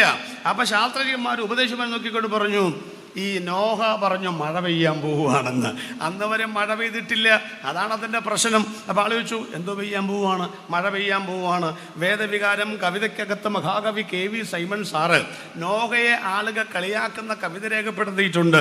ഇവൻ്റെ തലയുടെ സ്ക്രൂ 1-2 അയഞ്ഞിട്ടുണ്ട്. എണ്ണ തേച്ച് കുളി 2-3 ഭംഗിയായി ചെയ്തിടുകിൽ കുറേയൊക്കെ മാറും ഈ ചറുപരാ പറയിലും പറച്ചിലും. മനുഷ്യനായാൽ മണ്ടയിൽ തലച്ചോറ് വേണ്ടേ, വല്ല ഗുണ്ടാമണ്ടിയും ഒപ്പിച്ചിടുമെന്നാണ് ഇയാൾ എന്നൊക്കെ പറഞ്ഞ് നോഹയെ കളിയാക്കിയതുപോലെ ഞങ്ങളുടെ പണ്ടത്തെ ഉപദേശിവരെ അപ്പച്ചന്മാരെയും കളിയാക്കി. റബ്ബർ വെട്ടുകാർ, പപ്പടം കച്ചവടം ചെയ്യുന്നവർ, പിന്നെ കയ്യാലപ്പണിക്ക് പോകുന്നവർ, ഇവരൊക്കെ എന്ത് ശാസ്ത്രീയ കാര്യം പ്രസംഗിക്കാനാ? പക്ഷെ ഞങ്ങളുടെ അപ്പച്ചന്മാർ പറഞ്ഞത് ശാസ്ത്രം പഠിച്ചേച്ചല്ല, സൂര്യന് അയനമുണ്ടെന്ന് പറയാൻ കാര്യം 19-ാമത്തെ സങ്കീർത്തനം പഠിച്ചേച്ച. ആകാശം ദൈവത്തിൻ്റെ മഹത്വത്തെ വർണ്ണിക്കുന്നു, ആകാശവിധാനം അവൻ്റെ കൈവേലയെ പ്രസിദ്ധമാക്കുന്നു. പകലിന് വാക്ക് പൊഴിക്കുന്നു, രാത്രിക്ക് അറിവ് കൊടുക്കുന്നു. ഭാഷണം ഇല്ല, വാക്കുകൾ ഇല്ല, ശബ്ദം കേൾപ്പാനില്ല. അടുത്ത പദം ശ്രദ്ധിച്ചോളൂ. ഭൂമിയുടെ ഒരറ്റത്ത് നിന്ന് അതിൻ്റെ ഉദയവും മറു അറ്റം വരെ അതിൻ്റെ ആയനവും ആകുന്നു. ഇംഗ്ലീഷിൽ സർക്യൂട്ട്, അടിവര. അടുത്തത്, അതിൻ്റെ ഉഷ്ണം ഏൽക്കാതെ മറിഞ്ഞിരിക്കുന്ന ഒന്നുമില്ല. അത് മണവറന്ന് പുറപ്പെടുന്ന മണവാളിന് തുല്യം. വീരനെ പോലെ അതിൻ്റെ ഓട്ടം ഓടുവാൻ സന്തോഷിക്കുന്നു. അവിടെ അവൻ സൂര്യന് ഒരു കൂടാരം അടിച്ചിരിക്കുന്നു. ഓട്ടം, അടിവര. 2 വാക്കുകൾ ഹൈലൈറ്റ് ചെയ്ത് പറഞ്ഞു. ഒന്നാമത് സർക്യൂട്ട്, അയനം. രണ്ടാമത് ഓട്ടം. 19-ാമത്തെ സങ്കീർത്തനത്തിൽ 2 വാക്കുകൾ വെച്ചുകൊണ്ട് നമ്മുടെ പെന്തക്കോസ്തിലെ ഉപദേശിമാർ പറഞ്ഞു സൂര്യന് അയനമുണ്ട്. ഉപദേശിമാരെയൊക്കെ നാട്ടുകാരെ കളിയാക്കി. നമ്മൾ പറയുന്ന എല്ലാ കാര്യങ്ങളും അങ്ങനെ നാട്ടുകാർ കളിയാക്കിക്കൊണ്ടേയിരിക്കും. പക്ഷേ നാട്ടുകാർ കളിയാക്കെന്നും പറഞ്ഞൊന്നും ഞങ്ങൾ പറയുന്ന കാര്യങ്ങൾ നിർത്താൻ ഉദ്ദേശിക്കുന്നില്ല. നോഹ ഒരു കാര്യം പറഞ്ഞു, മക്കളെ അവർ ചോദിച്ചു, അപ്പച്ച എന്ത് പെയ്യും? മഴ പെയ്യും. മഴ അപ്പച്ചൻ കണ്ടിട്ടുണ്ടോ? കണ്ടിട്ടില്ല. ഭൂമിയിൽ നിന്ന് മഞ്ഞ് പൊങ്ങി. എങ്ങനെയാണെന്ന് എനിക്കറിയാമല്ല, മഞ്ഞൊക്കെ വീഴുകയല്ലേ ചെയ്യുന്നത്, പൊങ്ങി നനച്ചുകൊണ്ടിരുന്നു. പക്ഷെ നോഹ ഒരു കാര്യം അച്ചട്ടായിട്ട് പറഞ്ഞു, മക്കളെ. അപ്പോൾ യൂണിയൻകാരൊക്കെ പറഞ്ഞു കാണാം, അപ്പച്ച ഈ കൊല്ലത്തേക്ക് കടൽ തീരത്തേക്കൊന്നും ഈ സാധനം കൊണ്ടുപോകാൻ പറഞ്ഞേക്കരുത് കേട്ടോ. 65 മൈൽ ദൂരത്താണ് നോഹ പെട്ടകം പണിത് വെച്ചത്. ഇപ്പോൾ കൊല്ലത്ത് നിന്ന് 65 മൈൽ എന്ന് പറഞ്ഞാൽ കുളത്തപ്പുഴയൊക്കെ ചിലപ്പോൾ അപ്പുറത്തൊക്കെ പോകുമായിരിക്കും ചിലപ്പം. അപ്പോൾ 65 മൈൽ ദൂരത്തേക്ക് മഴയെങ്ങാനും പെയ്തില്ലെങ്കിൽ പെട്ടകത്തിൻ്റെ അറ്റകുറ്റം തീർന്നോന്നറിയാൻ ഞങ്ങളെ കൊണ്ട് അങ്ങോട്ട് ചുമപ്പിക്കരുത്. ഒന്നാമത് യൂണിയൻകാർക്ക് നോക്കുകൂലി, ഇരിപ്പ് കൂലി, അട്ടിമറി കൂലി, ആവശ്യപ്പെടുന്ന കൂലി എല്ലാം കൂടെ കൊടുത്ത് ഞങ്ങൾക്ക് ചുമക്കാനൊക്കത്തില്ല. അപ്പച്ചൻ പറഞ്ഞ പോടാ മോനെ, നടക്കുന്ന കാര്യമല്ലെന്ന്. ദൈവം എന്നോട് പറഞ്ഞിട്ടാ പെട്ടകം പണതെങ്കിൽ ഞാൻ നിന്നെ വിളിക്കത്തില്ലട മോനെ. കടലിലെ വെള്ളം, കൊല്ലം ജില്ലയിലെ കടലിലെ വെള്ളം ഇവിടെ വരും. അവർ എങ്ങനെ വരും? അപ്പച്ചനെന്ത് ശാസ്ത്രീയൊന്നും പറയാൻ അറിഞ്ഞോളൂ. ഞങ്ങൾക്കറിയാം, കടലിൽ കിടക്കുന്ന വെള്ളത്തെ നീരാവിയായി പൊക്കിയെടുത്ത കാർവേഗത്തിന്റെ മറവിൽ ഒളിപ്പിച്ച് നിർത്തി. ഒരു വടതിക്കാറ്റും തെന്നിക്കാറ്റും ചുഴലിക്കാറ്റും പെരുങ്കാറ്റും കൊടുങ്കാറ്റും വേണ്ടി വന്നാൽ പെന്തിക്കോസ്തുകാരുടെ സ്വന്തമായ ഈശാന മൂലം കാറ്റും അടിപ്പിച്ച് 40 രാവും 40 പകലും നിർത്താതെ മഴ പെയ്യിച്ച് താഴ്വരയെ വെള്ളം കൊണ്ട് നിറച്ച് ഞാൻ പണിതിരിക്കുന്ന പെട്ടകത്തെ ആരരാത്തിലെത്തിക്കുവാൻ ദൈവം ശക്തനെന്ന് നോഹ വിശ്വസിച്ചതുപോലെ ഞങ്ങൾ പറയുന്നു, കർത്താവ് താൻ ഗംഭീരനാദം മുഴങ്ങും, ദൈവത്തിന്റെ പ്രധാന ശബ്ദം കേൾക്കും. ദൈവസഭയാകുന്ന പേടകം, ദൈവസഭയാകുന്ന പെട്ടകം ഉറയ്ക്കുന്നത് കൊല്ലത്തല്ല. ദൈവസഭയാകുന്ന പെട്ടകം ഉറയ്ക്കുന്ന ഏഷ്യ ഭൂഖണ്ഡത്തിലല്ല.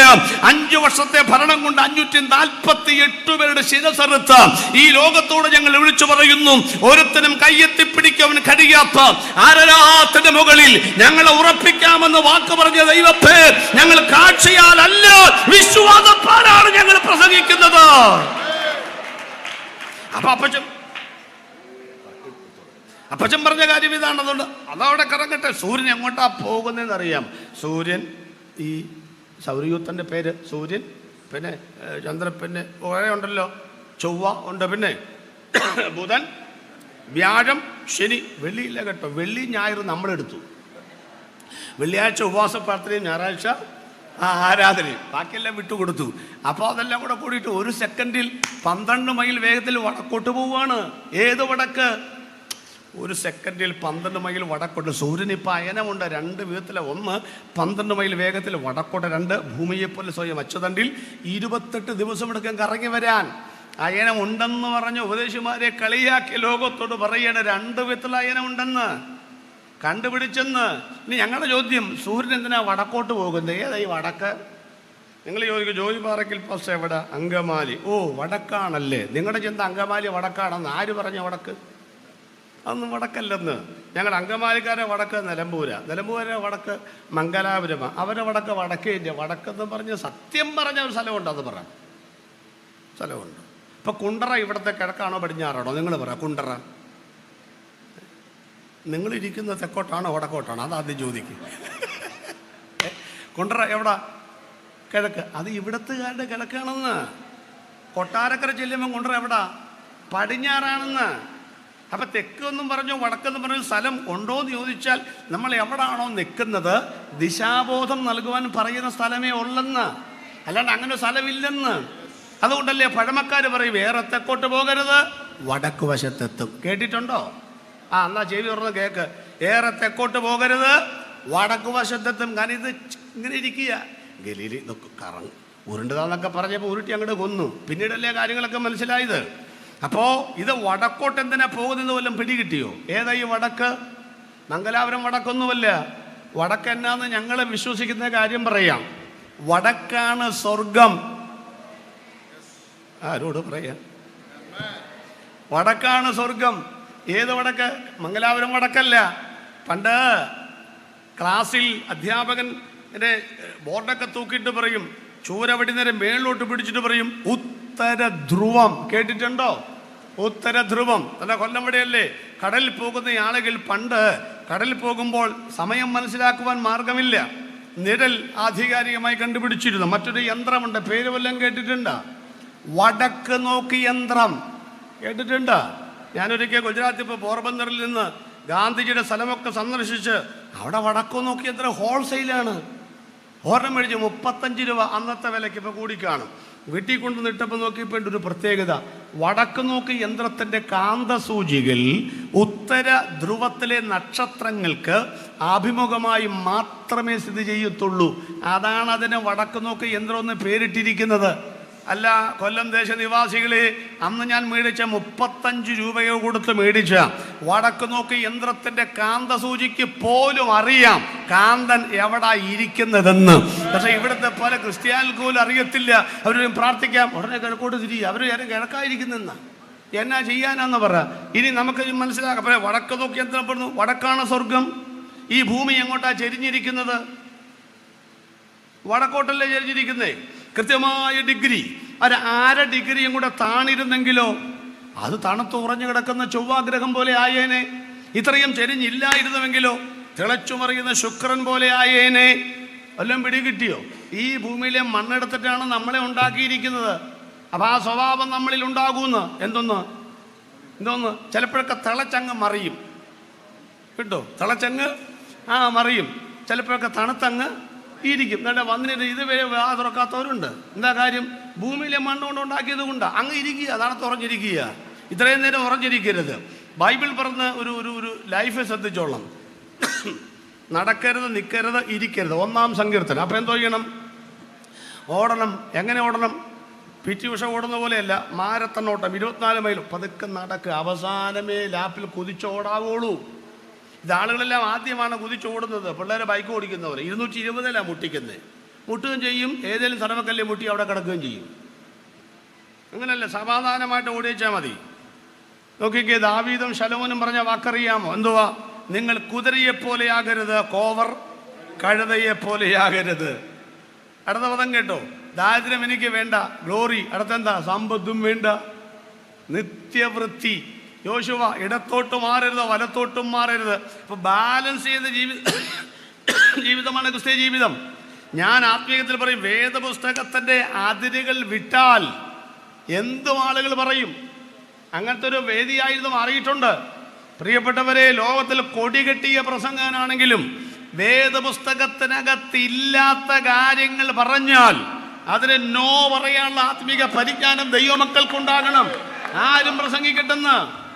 ആളിന്റെ പ്രശസ്തി നോക്കിയല്ല ഉപദേശം സ്വീകരിക്കേണ്ടത്. വേദപുസ്തകമാണ് നമ്മുടെ വടക്ക് നോക്കി യന്ത്രം. ഈ ഭൂമിയോട് ചോദിക്കാം, എന്തിനാ കൊല്ലമേ നീ വടക്കോട്ട് ചെരിഞ്ഞിരിക്കുന്നേ? ഭൂമി പറയും, എന്റെ വടക്കുനാഥൻ അവിടെയാണ്. ആദിയിൽ ദൈവം ആകാശത്തെയും എന്നെയും സൃഷ്ടിച്ചതാ ഭൂമി പറയുന്നത്. സകല ഭൂസിമാവാസികളുമായുള്ളവരെ എങ്കിലേക്ക് തിരിച്ച് രക്ഷപ്പെട്ടുകൊള്ളുവീൻ. ഈ ഭൂമിക്കറിയാം വടക്ക് ആണ് സ്വർഗമെന്നത് കുമ്പിട്ട് നമസ്കരിക്കുകയാണെന്ന്. അതാണ് ആരാധന. ആരാധന എന്ന് പറയുന്നത് കോൺട്രാക്ട് പിടിച്ച ലീഡേഴ്സ് വന്ന് അടുത്തിരിക്കുന്നവരെ കൈ കൊടുത്തിച്ച് പറ ഇന്ന് ദൈവം, അങ്ങനെയൊന്നുമല്ല ആരാധന. സ്തോത്രം. എന്റെ ഹൃദയം ശുഭവചനത്താൽ അകത്ത് കവിഞ്ഞിട്ടുണ്ടെങ്കിൽ പുറത്തോട്ട് വരുമെന്ന് ആരും പറഞ്ഞ് പറയിപ്പിക്കേണ്ട സംഗതി അല്ലെന്ന്. സ്തോത്രം. ഞാൻ പറയാറുണ്ട്, പണ്ടൊക്കെ ഞങ്ങളുടെ നാട്ടിൽ, എല്ലാ നാട്ടിലും ഉണ്ട്, ഈ ഗോലിയുള്ള സോഡ കണ്ടിട്ടുണ്ട്. ഗോലി മുട്ടയിലൊക്കെ വെച്ച് പൊട്ടിക്കുന്ന ഒക്കെ പറഞ്ഞ് അതൊക്കെ കുടിച്ചു കഴിഞ്ഞിട്ട് പിന്നെ കടയുടെ മുമ്പിൽ നിന്ന് കൊമളെ പൊങ്ങിവാ, കൊമളെ പൊങ്ങിവാ എന്ന് പറയേണ്ട കാര്യമുണ്ടോ? കുടിച്ച സാധനം ക്വാളിറ്റി ഉള്ളതാണെങ്കിൽ അത് പൊങ്ങി വന്നോളൂ എന്ന്. അകത്ത് ദൈവത്തിന്റെ അനുഭവിച്ചവരുണ്ടെങ്കിൽ ഏത് ഓഡിറ്റോറിയത്തിനകത്തിരുന്നാലും ഏത് കാവലിലിരുന്നാലും അവർ ദൈവത്തെ സ്തുതിക്കുമെന്ന് കൃതജ്ഞത നിറഞ്ഞ് കവിയുന്നതാണ് ആരാധന. അറിഞ്ഞ ഹൃദയത്തിൽ നിന്നുള്ള ബഹിർഗമനമാണ് ആരാധന. ഹൃദയം ദൈവത്തോട് മാത്രം ഇടപെടുന്നതാണ് ആരാധന. സൃഷ്ടിതാവിന്റെ മുൻപിൽ സൃഷ്ടി നടത്തുന്ന സാഷ്ടാംഗ പ്രാമമാണ് ആരാധന. ഈ ആരാധനയ്ക്ക് വേണ്ടിയാണ് ഞങ്ങൾ പലതും വിട്ടത്. അതുകൊണ്ട് ഇന്ന് രാത്രിയും ആരാധിക്കുവാൻ മടി കാണിക്കരുത്. ദൈവത്തെ സ്തുതിക്കുന്നവർക്കായി ദൈവത്തിന് സ്തോത്രം. പ്രൈസലോ. അപ്പൊ സൂര്യൻ ഇങ്ങനെ കരിമ്പടം പോലെയൊക്കെ കറുത്തൽ എന്തോ ചെയ്യും, പക്ഷെ വടക്കോട്ട് പോവാന്ന് പറഞ്ഞില്ലേ, പോവാണ്. അവിടെ എന്തുവാ? അവിടെ അവൻ സൂര്യന് ഒരു കൂടാരം. എവിടെ? ചിന്തിക്കണ്ടേ? 1985-87 കാലഘട്ടങ്ങളിലുണ്ടായ ഒരു പ്രതിഭാസത്തെക്കുറിച്ച് ചിലൊക്കെ പ്രസംഗിച്ച് കേട്ടിട്ടുണ്ട്. പ്രസംഗം ശരിയാണെങ്കിൽ എന്നേ പറയാനൊക്കത്തുള്ളൂ.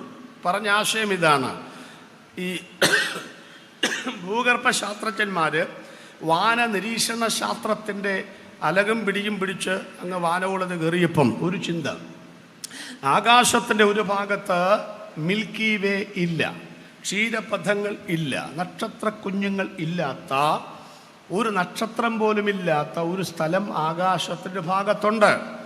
ആ ഭാഗത്തിന് ശാസ്ത്രമിട്ട പേരാണ് നോർത്തേൺ നെബൂള. നോർത്തേൺ നെബൂള. അവിടെ ഒന്നുമില്ല, ബ്ലാങ്കായി കിടക്കുകയാണ്, ശൂന്യമായി കിടക്കുകയാണ്. നമ്മുടെ ഇന്ത്യൻ കറൻസി പോലൊരു ഭാഗത്ത് ശൂന്യമായി കിടക്കുകയാണ്. ഇന്ത്യൻ കറൻസി ശൂന്യമാണോ? അല്ല. ഇന്ത്യൻ കറൻസി കൈ കാണുമല്ലോ, സ്വത്രക്കാശ് ഇട്ടിട്ടില്ലല്ലോ, പുറകെ ഇടാൻ വേണ്ടി വരുന്നുണ്ട് കേട്ടോ. ഇന്ത്യൻ കറൻസി എടുത്താൽ ശൂന്യമല്ല. അത് ഇങ്ങനെ പിടിച്ച് നോക്കുമ്പോഴാണ് ശൂന്യം. ഇങ്ങനെ പിടിച്ച് നോക്ക്. അപ്പം എന്തോ കാണാം? നാഥുറാം ഗോഡ്സെയുടെ വെടിയേറ്റ് മരിച്ച് നമ്മുടെ മഹാരാഷ്ട്രപിതാവിൻ്റെ ശിരസ് അതിനകത്ത് കാണാം. ആ ബോധമില്ലാത്തവരാണ് അവിടെ കല്യാണി 65 എഴുതി വെക്കുന്നത്. എവിടാ എഴുതി വെക്കുന്നത്? അവിടെ തൊടാൻ പാടില്ലെന്ന് സർക്കാർ പ്രത്യേക വിജ്ഞാപനം പുറപ്പെടുവിച്ചിട്ടുണ്ട്. എവിടാ നിങ്ങൾ ഈ ചൊറിയുന്നേ? ഗാന്ധിയുടെ തലയിലായി ചൊറിയുന്നേ. അതിങ്ങനെ പിടിച്ച് നോക്കണം. അതിൻ്റെ സ്വർഗമൊക്കെ കാണണമെങ്കിൽ ഇങ്ങനെ നോക്കിയാൽ പറ്റത്തില്ല. വെച്ചാൽ അതിന് ഹൃദയത്തിൻ്റെ ദൃഷ്ടി പ്രകാശിക്കണം, നേരെ മേളിലോട്ട് പിടിക്കണം. അങ്ങനെ ഇത് എന്താണെന്ന് അന്വേഷിച്ച് വിവിധ മതഗ്രന്ഥങ്ങൾ പഠിച്ച് പരിശോധിച്ചപ്പോൾ ശാസ്ത്ര വിശാരദന്മാരും പണ്ഡിതപടുക്കളും കണ്ടെത്തിയൊരു കാര്യം പറയാം. ഒന്ന്, അവിടെ ഏതോ ഒരു വലിയ കൊട്ടാരത്തിലേക്ക് പ്രവേശിക്കുമ്പോൾ കാണുന്ന കമാനം പോലെ ഒരു പ്രവേശന വാതിൽ ഞങ്ങൾ കാണുന്നു പോലെ. 2, ശുദ്ധ തടാകം പോലെ കിടക്കുന്ന ഒരു തടാകം പോലെ ഞങ്ങൾ കാണുന്നു. 3, ഭൂമിയിൽ ഒരാൾക്കും വെളുപ്പിക്കുവാൻ കഴിയാത്ത വിധം വെണ്മ പോലെ ഒരു തേജസ് ഞങ്ങൾ അവിടെ കാണുന്നു. ഈ കമാനം പോലെ, വെണ്മ പോലെ, തടാകം പോലെ എന്താണെന്നറിയാൻ അവർ വിവിധ മതഗ്രന്ഥങ്ങൾ പഠിച്ച് പരിശോധിച്ചപ്പോൾ വിശുദ്ധ വേദപുസ്തകത്തിലേക്ക് എത്തിച്ചേർന്നു. 3 വാക്യങ്ങൾ അവർ കണ്ടുപിടിച്ചു. ഒന്ന്, പഴയമം, അവൻ ആകാശത്തിൽ മാളികകളെ പണിയുന്നു. 2, പുതിയമം, എന്താണ്? ഞാൻ നിങ്ങൾക്ക് സ്ഥലം ഒരുക്കുവാൻ പോകുന്നു. 3, 1:11 അപ്പോസ്തലപ്രവൃത്തികൾ, അവൻ മേഘങ്ങളിൽ എടുക്കപ്പെട്ടു. 3 വാക്യങ്ങൾ ചേർത്ത് വെച്ചുകൊണ്ട് 85-87 കാലഘട്ടങ്ങളിൽ ശാസ്ത്രം പറഞ്ഞൊരു കാര്യം എന്നാണെന്നറിയാമോ? ഈ നോർത്തേൺ നെബൂള എന്ന് പറയുന്ന ഭാഗത്ത് പ്രവേശന കവാടം പോലെ, വെണ്മ പോലെ, തടാകം പോലെ കാണുന്ന ഈ വെണ്മ ക്രിസ്ത്യാനികളുടെ മതഗ്രന്ഥമായ വേദപുസ്തകത്തിനകത്ത് അവരുടെ ദൈവമായ യേശുക്രിസ്തു പണിത് കൊടുക്കാമെന്ന് പറഞ്ഞ് സ്വർഗരാജ്യമായിരിക്കുമോ അത് എന്ന് ചോദിച്ചുകൊണ്ടാണ് അനേക സയന്റിസ്റ്റുകൾ വേദപുസ്തകത്തിന്റെ ദൈവവിശ്വാസീയത അംഗീകരിക്കുകയും യേശുക്രിസ്തുവിനെ രക്ഷിതാവും കർത്താവുമായി സ്വീകരിക്കുകയും ചെയ്തത്. 1349 ഗ്രാം തൂക്കമുള്ള തലച്ചോറ് കൊണ്ട് കോടികൾ മുടക്കി ഒരു ദൈവരാജ്യമുണ്ടെന്ന് ഇവിടുത്തെ ആളുകൾ കഷ്ടപ്പെട്ട് കണ്ടുപിടിച്ച് ഗതികെട്ട് നേരിട്ട് വിശ്വസിക്കേണ്ടി വരുമ്പോൾ പള്ളിക്കൂടത്തിന്റെ പടിവാതിൽ പോലും കണ്ടിട്ടില്ലാത്ത ദിദിമോസ് എന്ന തോമാസ് ശ്രീഹയുടെ യേശു പറഞ്ഞു, തോമാച്ച കാണാതെ വിശ്വസിച്ചവൻ ഭാഗ്യവാൻ. ഇന്ന് രാത്രിയിൽ ഒരു സ്വർഗമുണ്ടെന്ന് വിശ്വസിച്ചവർക്കായി, ഒരു അബ്രഹാമിന് മടിയുണ്ടെന്ന് വിശ്വസിച്ചവർക്കായി, ഒരു യെരൂശലേം ഉണ്ടെന്ന് വിശ്വസിച്ചവർക്കായി രണ്ട് കരങ്ങളൊന്ന് ചേർത്തടിച്ച് ദൈവത്തെ സ്തുതിച്ചുകൊണ്ട് പറയട്ടെ, ഞങ്ങൾ വിശ്വസിച്ചതിനപ്പുറത്ത് ഈ ലോകത്തിലൊന്നും സംഭവിക്കുകയില്ലെന്ന്.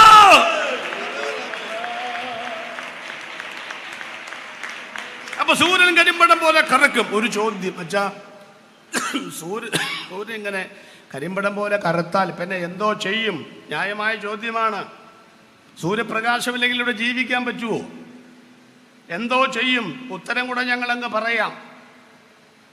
കർത്താവായ യേശുക്രിസ്തുവിന് സൂര്യനുമായൊരു ബന്ധമുണ്ട്, പല ബന്ധങ്ങളുണ്ട്. ഒന്ന് സൃഷ്ടിച്ചതാ.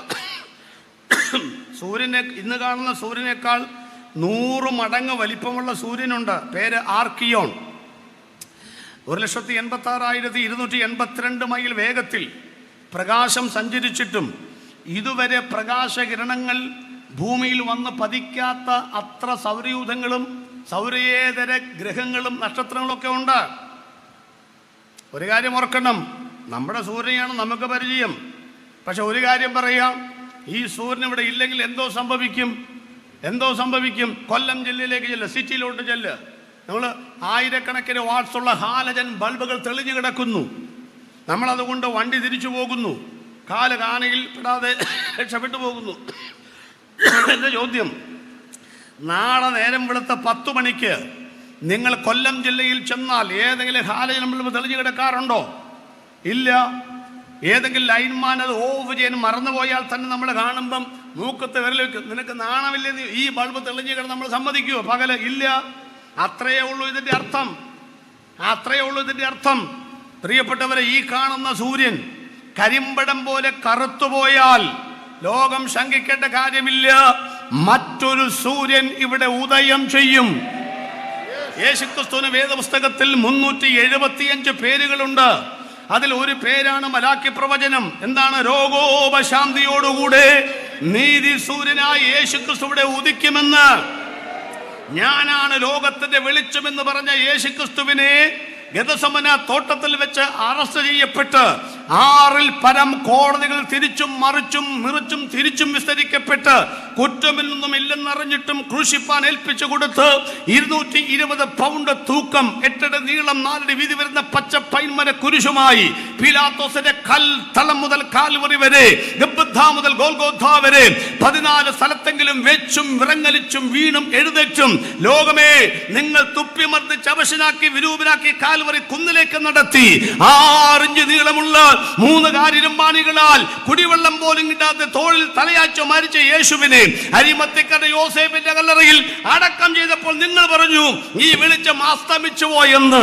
ഇല്ല പ്രിയപ്പെട്ടവരെ, കല്ലറയുടെ കവാട ബന്ധിത മഹാശിലാ പ്രതിബന്ധത്തെ തകർത്തുകൊണ്ട്, റോമൻ സാമ്രാജ്യത്തിന്റെ അധികാര പ്രതീകമായ മുദ്രയെ തകർത്തുകൊണ്ട്, കണ്ണിൽ ജാഗ്രത, കയ്യിൽ ആയുധം, മതങ്ങൾ കെട്ടിപ്പൊക്കിയ മഹാവർഷത്തിന്റെ കടയ്ക്ക് കോടാലി വെച്ചുകൊണ്ട് ഞങ്ങൾ പറയുന്ന യേശുക്രിസ്തു ഉയർത്തെഴുന്നേറ്റു. തന്നെയുമല്ല, ഇനി ഒരു വരവ് വരുവച്ച് മുൾക്കിരീടമായി കടന്നുപോയവൻ 1000 കോടി സൂര്യപ്രഭയോടുകൂടി പോരാ, 1000 കോടി സൂര്യപ്രഭയോടുകൂടി മേഘങ്ങളെ വാഹനമാക്കിക്കൊണ്ട് യേശു വരാൻ പോവുകയാണ്.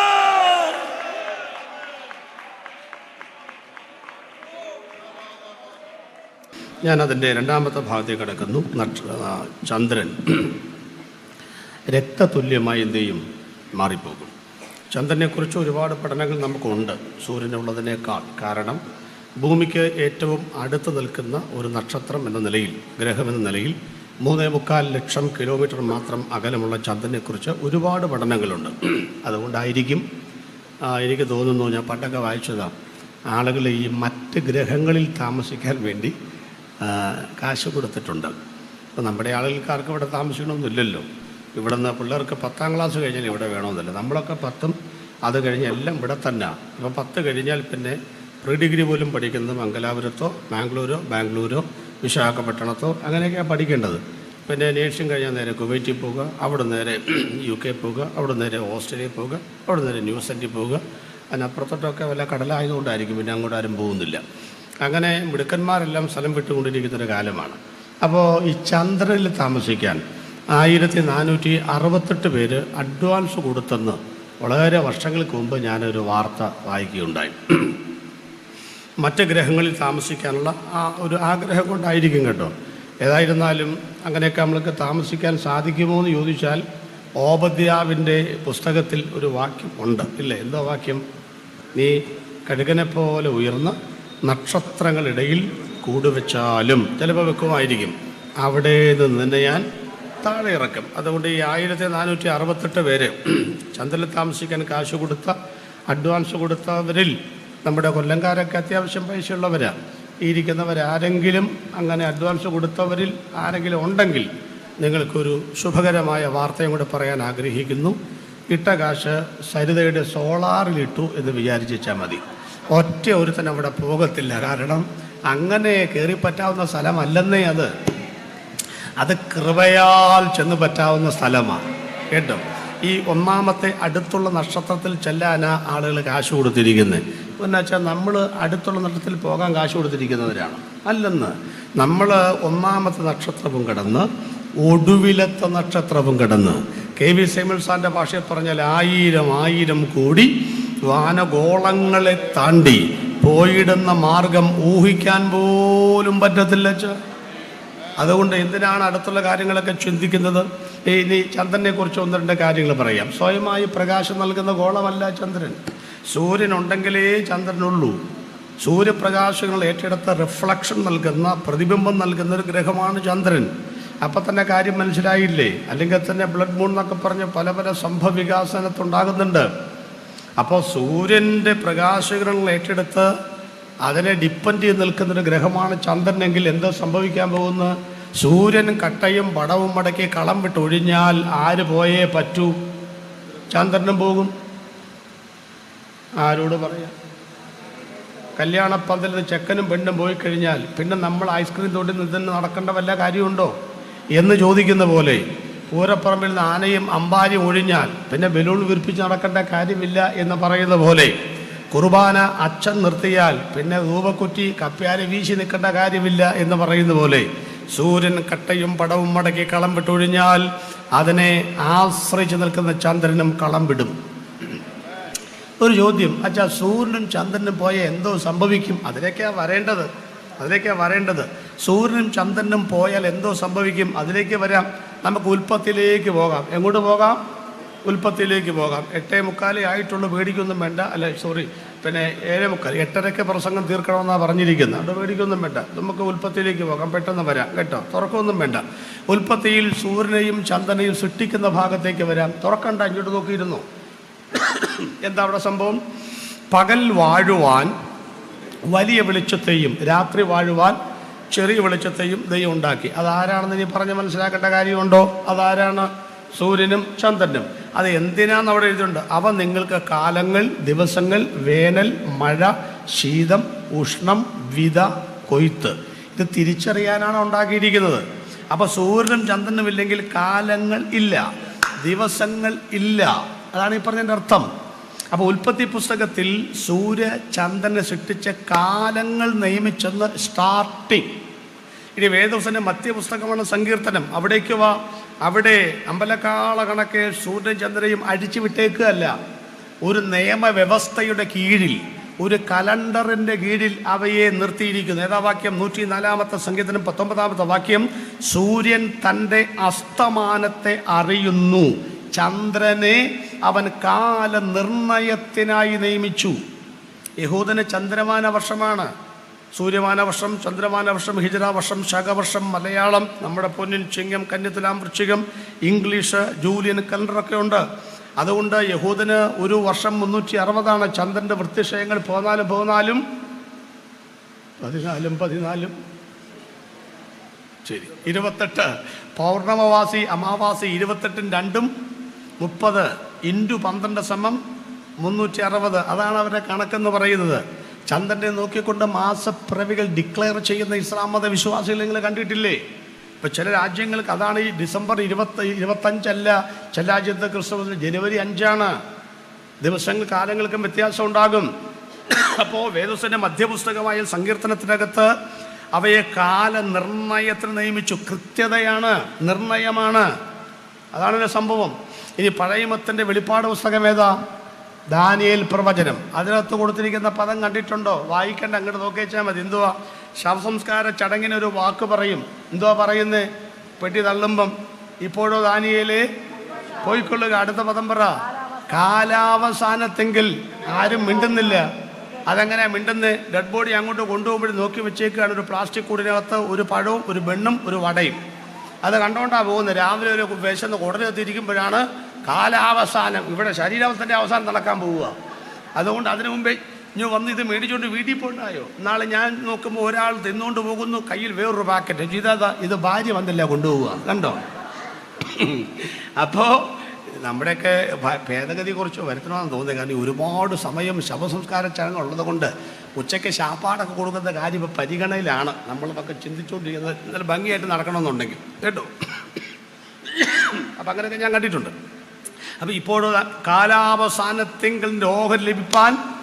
അപ്പം കാലത്തിന് അവസാനമുണ്ടാകുമെന്ന് അവിടെ ഇല്ലേ? ഉണ്ട്. ഇനി പുതിയ മത്തിലേക്ക് വരാം. അപ്പോൾ പഴയ മത്തിൽ കാലങ്ങൾ സൃഷ്ടിക്കുന്നു. ഉൽപ്പത്തി പുസ്തകം, സങ്കീർത്തനം കാലനിർണയം, ദാനിയേൽ പ്രവചനം കാലത്തിന് അവസാനമുണ്ടാകും. പുതിയ മത്തിൽ കാലത്തിൻ്റെ തികവിങ്കിൽ ക്രിസ്തു ജനിക്കുന്നു. ഈ യോഹന്നാൻ, യേശുവിന് മുമ്പ് യോഹന്നാൻ എന്തോ പ്രസംഗിച്ചത്? കാലം തികഞ്ഞു, ദൈവരാജ്യം സമീപിച്ചിരിക്കുന്നു, മാനസാന്തരപ്പെടുവീൻ. ഇനി യോഹന്നാൻ തടവിലായപ്പോൾ യേശു എന്താ പ്രസംഗിച്ചത്? കാലം തികഞ്ഞു. അതിൻ്റെയൊക്കെ അർത്ഥം എന്നാ പ്രിയപ്പെട്ടവരെ? എനിക്ക് ആവേശം തോന്നുക പിന്നെയും പ്രസംഗം. കാരണം യോഹന്നാൻ തടവിലായി എന്ന് കരുതി പ്രസംഗം തടവിലാകുമോ? ആകുമോ? 548 പേരുടെ ശിരസരത്താൽ ഇവിടെ പ്രസംഗിക്കാൻ ആളുണ്ടാകത്തില്ലെന്ന് വിചാരിച്ചോ നിങ്ങൾ? ഒരിക്കലും വിചാരിക്കരുത്. ഞങ്ങൾക്ക് ദൈവത്തെ വേണ്ട, അപ്പം മതി എന്ന് ആക്രോശിച്ചു പറഞ്ഞ നിരവധി രാജ്യങ്ങളുടെ കൊടിക്കൂറകൾ മങ്ങി. ശവപ്പെട്ടിക്കൊക്കെ തടക്കം ചെയ്തു. അനേക രാജ്യങ്ങളുടെ കൊടികളിൽ നിന്ന് കാണാനില്ല. പക്ഷേ സുവിശേഷം എന്ന് പറയുന്ന വടവൃക്ഷത്തിൻ്റെ ചുവട്ടിൽ ആലുവ FACTയിലെ ഫാക്ടംബോസോ യൂറിയോ 20 പൊട്ടാസ്യമോ അല്ല ഇടുന്നത്. 16.5 കോടി രക്തസാക്ഷികളുടെ ചുടുനിണ്ണം ഒഴിച്ചാണ് സുവിശേഷത്തിന്റെ വടവൃക്ഷം തഴച്ചു നിൽക്കുന്നെങ്കിൽ ഏത് അനുകൂല പ്രതികൂല കാറ്റുകൾ ആഞ്ഞു വീശിയാലും ഈ കൊടിക്കൂറയുടെ നിറം മാറുകയില്ല. ഈ കൊടി ഞങ്ങൾ മടക്കി കെട്ടുകയില്ല. ഒരു പടച്ചട്ട അണിയാതെ, പടക്കളത്തിൽ ഇറങ്ങാതെ, പടം നയിക്കാതെ, പടവാൾ എടുക്കാതെ, ഒരു തുള്ളി ചോരയൊഴുക്കാതെ, AK-47 കാഞ്ചി പിടിച്ചു വലിക്കാതെ, ഈ ലോകത്തെ മുഴുവൻ ഉള്ളംകൈയിൽ സ്നേഹത്തിന്റെ ചരട് കൊണ്ട് ഒതുക്കിയെടുത്ത ഒരു ഇതിഹാസ ചരിത്ര പുരുഷൻ ലോക ചരിത്രത്തിലുണ്ടെങ്കിൽ ഞങ്ങൾ പ്രസംഗിക്കുന്ന യേശുവല്ലാതെ മറ്റൊരുവൻ ലോക ചരിത്രത്തിനകത്തില്ലെന്ന്. യേശു പറഞ്ഞു കാലം തികഞ്ഞു. അതുകൊണ്ട് പ്രിയപ്പെട്ടവരെ, നമ്മളൊക്കെ തീരും. സെൻട്രൽ മരിക്കും, ഞങ്ങൾ മരിക്കും, നമ്മളെല്ലാം മരിച്ചു പോകുമെങ്കിലും കൊല്ലം ജില്ലയുടെ മണ്ണിൽ ഞങ്ങൾ പറഞ്ഞ വചനം മരിക്കുകയില്ല. കരഞ്ഞ് പ്രാർത്ഥിച്ച ദൈവമക്കളെ, നിങ്ങളുടെ കണ്ണുനീര് ഈ മണ്ണിൽ കുതിർന്നിട്ടുണ്ടെങ്കിൽ അതിന്റെ വിത്തിന്റെ മോടം പൊട്ടി മുള പുറത്തു വരുന്ന പോലെ ആത്മാക്കൾ വരുമെന്ന് വിശ്വസിക്കുന്നവരുണ്ടെങ്കിൽ മരിക്കാത്ത പ്രസംഗം, മരിക്കാത്ത പാട്ട്, മരിക്കാത്ത പ്രാർത്ഥന നടത്തുവാൻ നിയുക്തരായ അഭിഷിക്തന്മാരെ ഓർത്ത് ഇന്ന് രാത്രി ഞാൻ ദൈവത്തിന് സ്തോത്രം ചെയ്യുകയാണ്. ഇനി യേശുവിന്റെ കാലം കഴിഞ്ഞു. ശിഷ്യന്മാരെന്ത് പ്രസംഗിച്ചു? മാനസാന്തരം. വേദപുസ്തകത്തിലൂടെ ദൈവത്തിന് മനുഷ്യനോട് സംസാരിക്കുമ്പോൾ അവസാനത്തെ പുസ്തകമാണ് വെളിപ്പാട് പുസ്തകം. ആ പുസ്തകത്തിലെ പദപ്രയോഗം കണ്ടോ നിങ്ങൾ? അവിടെ കാലത്തെക്കുറിച്ച് പറഞ്ഞ വാക്ക് കണ്ടോ? ഇനി കാലങ്ങൾ ഉണ്ടാവുകയില്ല. സൂര്യന്റെ പ്രകാശം ആവശ്യമില്ല, ചന്ദ്രന്റെ പ്രകാശം ആവശ്യമില്ല. ബാക്കി പറ, കുഞ്ഞാടാണ് അവിടുത്തെ വിളക്ക്. അപ്പൊ സൂര്യനും ചന്ദ്രനും ഇല്ലാതാകുന്നതോടുകൂടെ കുഞ്ഞാട് വിളക്കായ ഒരു രാജ്യം ഇവിടെ ഉദയം ചെയ്യും. പ്രിയപ്പെട്ടവരെ, അതാണ് കാലം ഇല്ലാത്ത കാലം. പണ്ട് ഞങ്ങൾ പഠിച്ചു കാലം ഇല്ലാത്ത കാലം. അതല്ല എന്ന് പറഞ്ഞാൽ സൂര്യനും ചന്ദ്രനും ഇല്ലെങ്കിൽ ഇവിടെ എന്തുണ്ടാകത്തില്ല? കാലമില്ല എന്ന് പറഞ്ഞാൽ വല്ല മനസ്സിലായി? ഇപ്പൊ ഇന്ന് രാത്രി യോഗം കഴിയുകയാണ്. യോഗം കഴിയുമ്പോൾ ഞാൻ ആണ്ട് സെൻട്രൽ പാസ് വന്ന് ഞങ്ങളൊക്കെ പറയും, എന്നാൽ പിന്നെ പാസ് നമുക്ക് പിന്നെ അടുത്ത യോഗത്തിന് കാണാം. ഗുഡ് ബൈ പറയണോ? നൈറ്റ് അങ്ങ് പറഞ്ഞേക്കാം. Good night. ഞങ്ങൾ ആണുങ്ങൾ അത് പറഞ്ഞാൽ പിരിയുന്നു. പെണ്ണുങ്ങളോ അവർ പറയും അച്ചായം വിളിക്കുന്നുണ്ട്, ബാക്കി അങ്ങനെ പറഞ്ഞു. അച്ഛന്മാരെ കാരണം അച്ഛൻ വിളിക്കും ഞാൻ ബാക്കി നിങ്ങൾ വരാറായി ഓണടിക്കുന്നത് മനസ്സിലായോ? ഇവരെ ഒരു 14 കൊല്ലം ജീവനൊന്ന് വിട്ടാലും ഒരു എപ്പിസോഡേ തീരത്തുള്ളൂ. ഒരു ഒറ്റ അതിന് കുറ്റമൊന്നും പറയാനൊക്കെ സൗകര്യമാരെ കുറ്റം പറയേണ്ട കാര്യം നല്ല കാര്യമല്ലേ? നല്ല കാര്യം പറഞ്ഞാൽ അവർക്ക് നമ്മളെക്കാളൊക്കെ ഭയങ്കര എനർജിയാണ്. ശ്രദ്ധിച്ചിട്ടുണ്ടോ? യേശുവിൻ്റെ സഹോദരിമാര് മീറ്റിംഗ് പറഞ്ഞു കാണും, യേശുവിൻ്റെ കൂടെ നടന്ന പത്രോസിനോട് പെണ്ണു വന്ന് ചോദിച്ചു, നീ അവൻ്റെ കൂടെ ഉള്ളവനല്ലേ? ഞാൻ ഈ നാട്ടുകാരനെ അല്ലെന്ന്. ഒരു പെണ്ണിനോട് ആണ് വന്ന് ചോദിച്ചു, എന്നതാടി ഇതെൻ്റെ പ്രിയനെ മറ്റു പ്രിയന്മാർക്ക് വിശേഷത? പുള്ളി റേഷൻ മേടിക്കാൻ പോകും. പറഞ്ഞു അച്ഛനോടൊന്നില്ല, എൻ്റെ പ്രിയൻ. അപ്പോൾ പറഞ്ഞു ഞാൻ ഇത് മേടിച്ചിട്ട് പോയാൽ മതി. എൻ്റെ പ്രിയൻ വെണ്മയും ചുവപ്പുള്ളവൻ 1000ങ്ങളിലും 10,000 ശ്രേഷ്ഠനെന്ന്. കണ്ടോ, അവരാണ് ഈ കാര്യങ്ങൾ.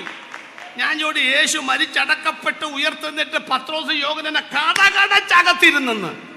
കണ്ടോ, പക്ഷേ യേശുവാണ് സത്യദൈവമെന്ന് മനസ്സിലാക്കിയ 14 ശമരിയ സ്ത്രീ ആ പാത്രം താഴെ വെച്ചിട്ട് രക്ഷയുടെ പാനപാത്രം എടുത്ത് കൊല്ലം ജംഗ്ഷനിൽ ചെന്ന് ആദ്യത്തെ പരസ്യയോഗം നടത്തിച്ചു പറഞ്ഞു, ഞാൻ ചെയ്തതൊക്കെയും എന്നോട് പറഞ്ഞ പുരുഷനെ വന്നു കാണുവിൻ. ആദ്യത്തെ പരസ്യയോഗം അതാണെന്ന്. സഹോദരന്മാരെ കണ്ട യേശു പറഞ്ഞു, അങ്ങോട്ട് വാ, അവിടെ വെച്ച് കാണാം. എവിടെ? അവിടെ വാ, ഇവിടെ വെച്ച് കാണാം. പെണ്ണുങ്ങളെ കണ്ടപ്പോൾ പറഞ്ഞു, പോയി പറഞ്ഞോളാൻ. എന്താ കാര്യം? നിങ്ങൾ പോയി പറഞ്ഞോ. Go plus spell. എന്താ കാര്യം? പറഞ്ഞ് പരത്താൻ. ഒരു കാര്യം കയ്യിൽ കിട്ടിയാൽ അപ്പൊ നിങ്ങളുടെ ക്വാളിറ്റിയാണത്. നിങ്ങൾ മോശമായിട്ട് ചിന്തിക്കല്ലേ. ഇനിയുള്ള കാലം നിങ്ങളുടെ കാലമാ മക്കളെ. അങ്ങനെ പരത്തിക്കൂ. സ്വോത്രം സ്വോത്രം. അവിടെ നിൽക്കുന്നേ. അപ്പൊ നിങ്ങൾ ഗുഡ് നൈറ്റ് പറഞ്ഞു പോകും. ഞങ്ങൾ ഗുഡ് നൈറ്റ്, നിങ്ങൾ നാളെ കാണാം. അർത്ഥം എന്താ?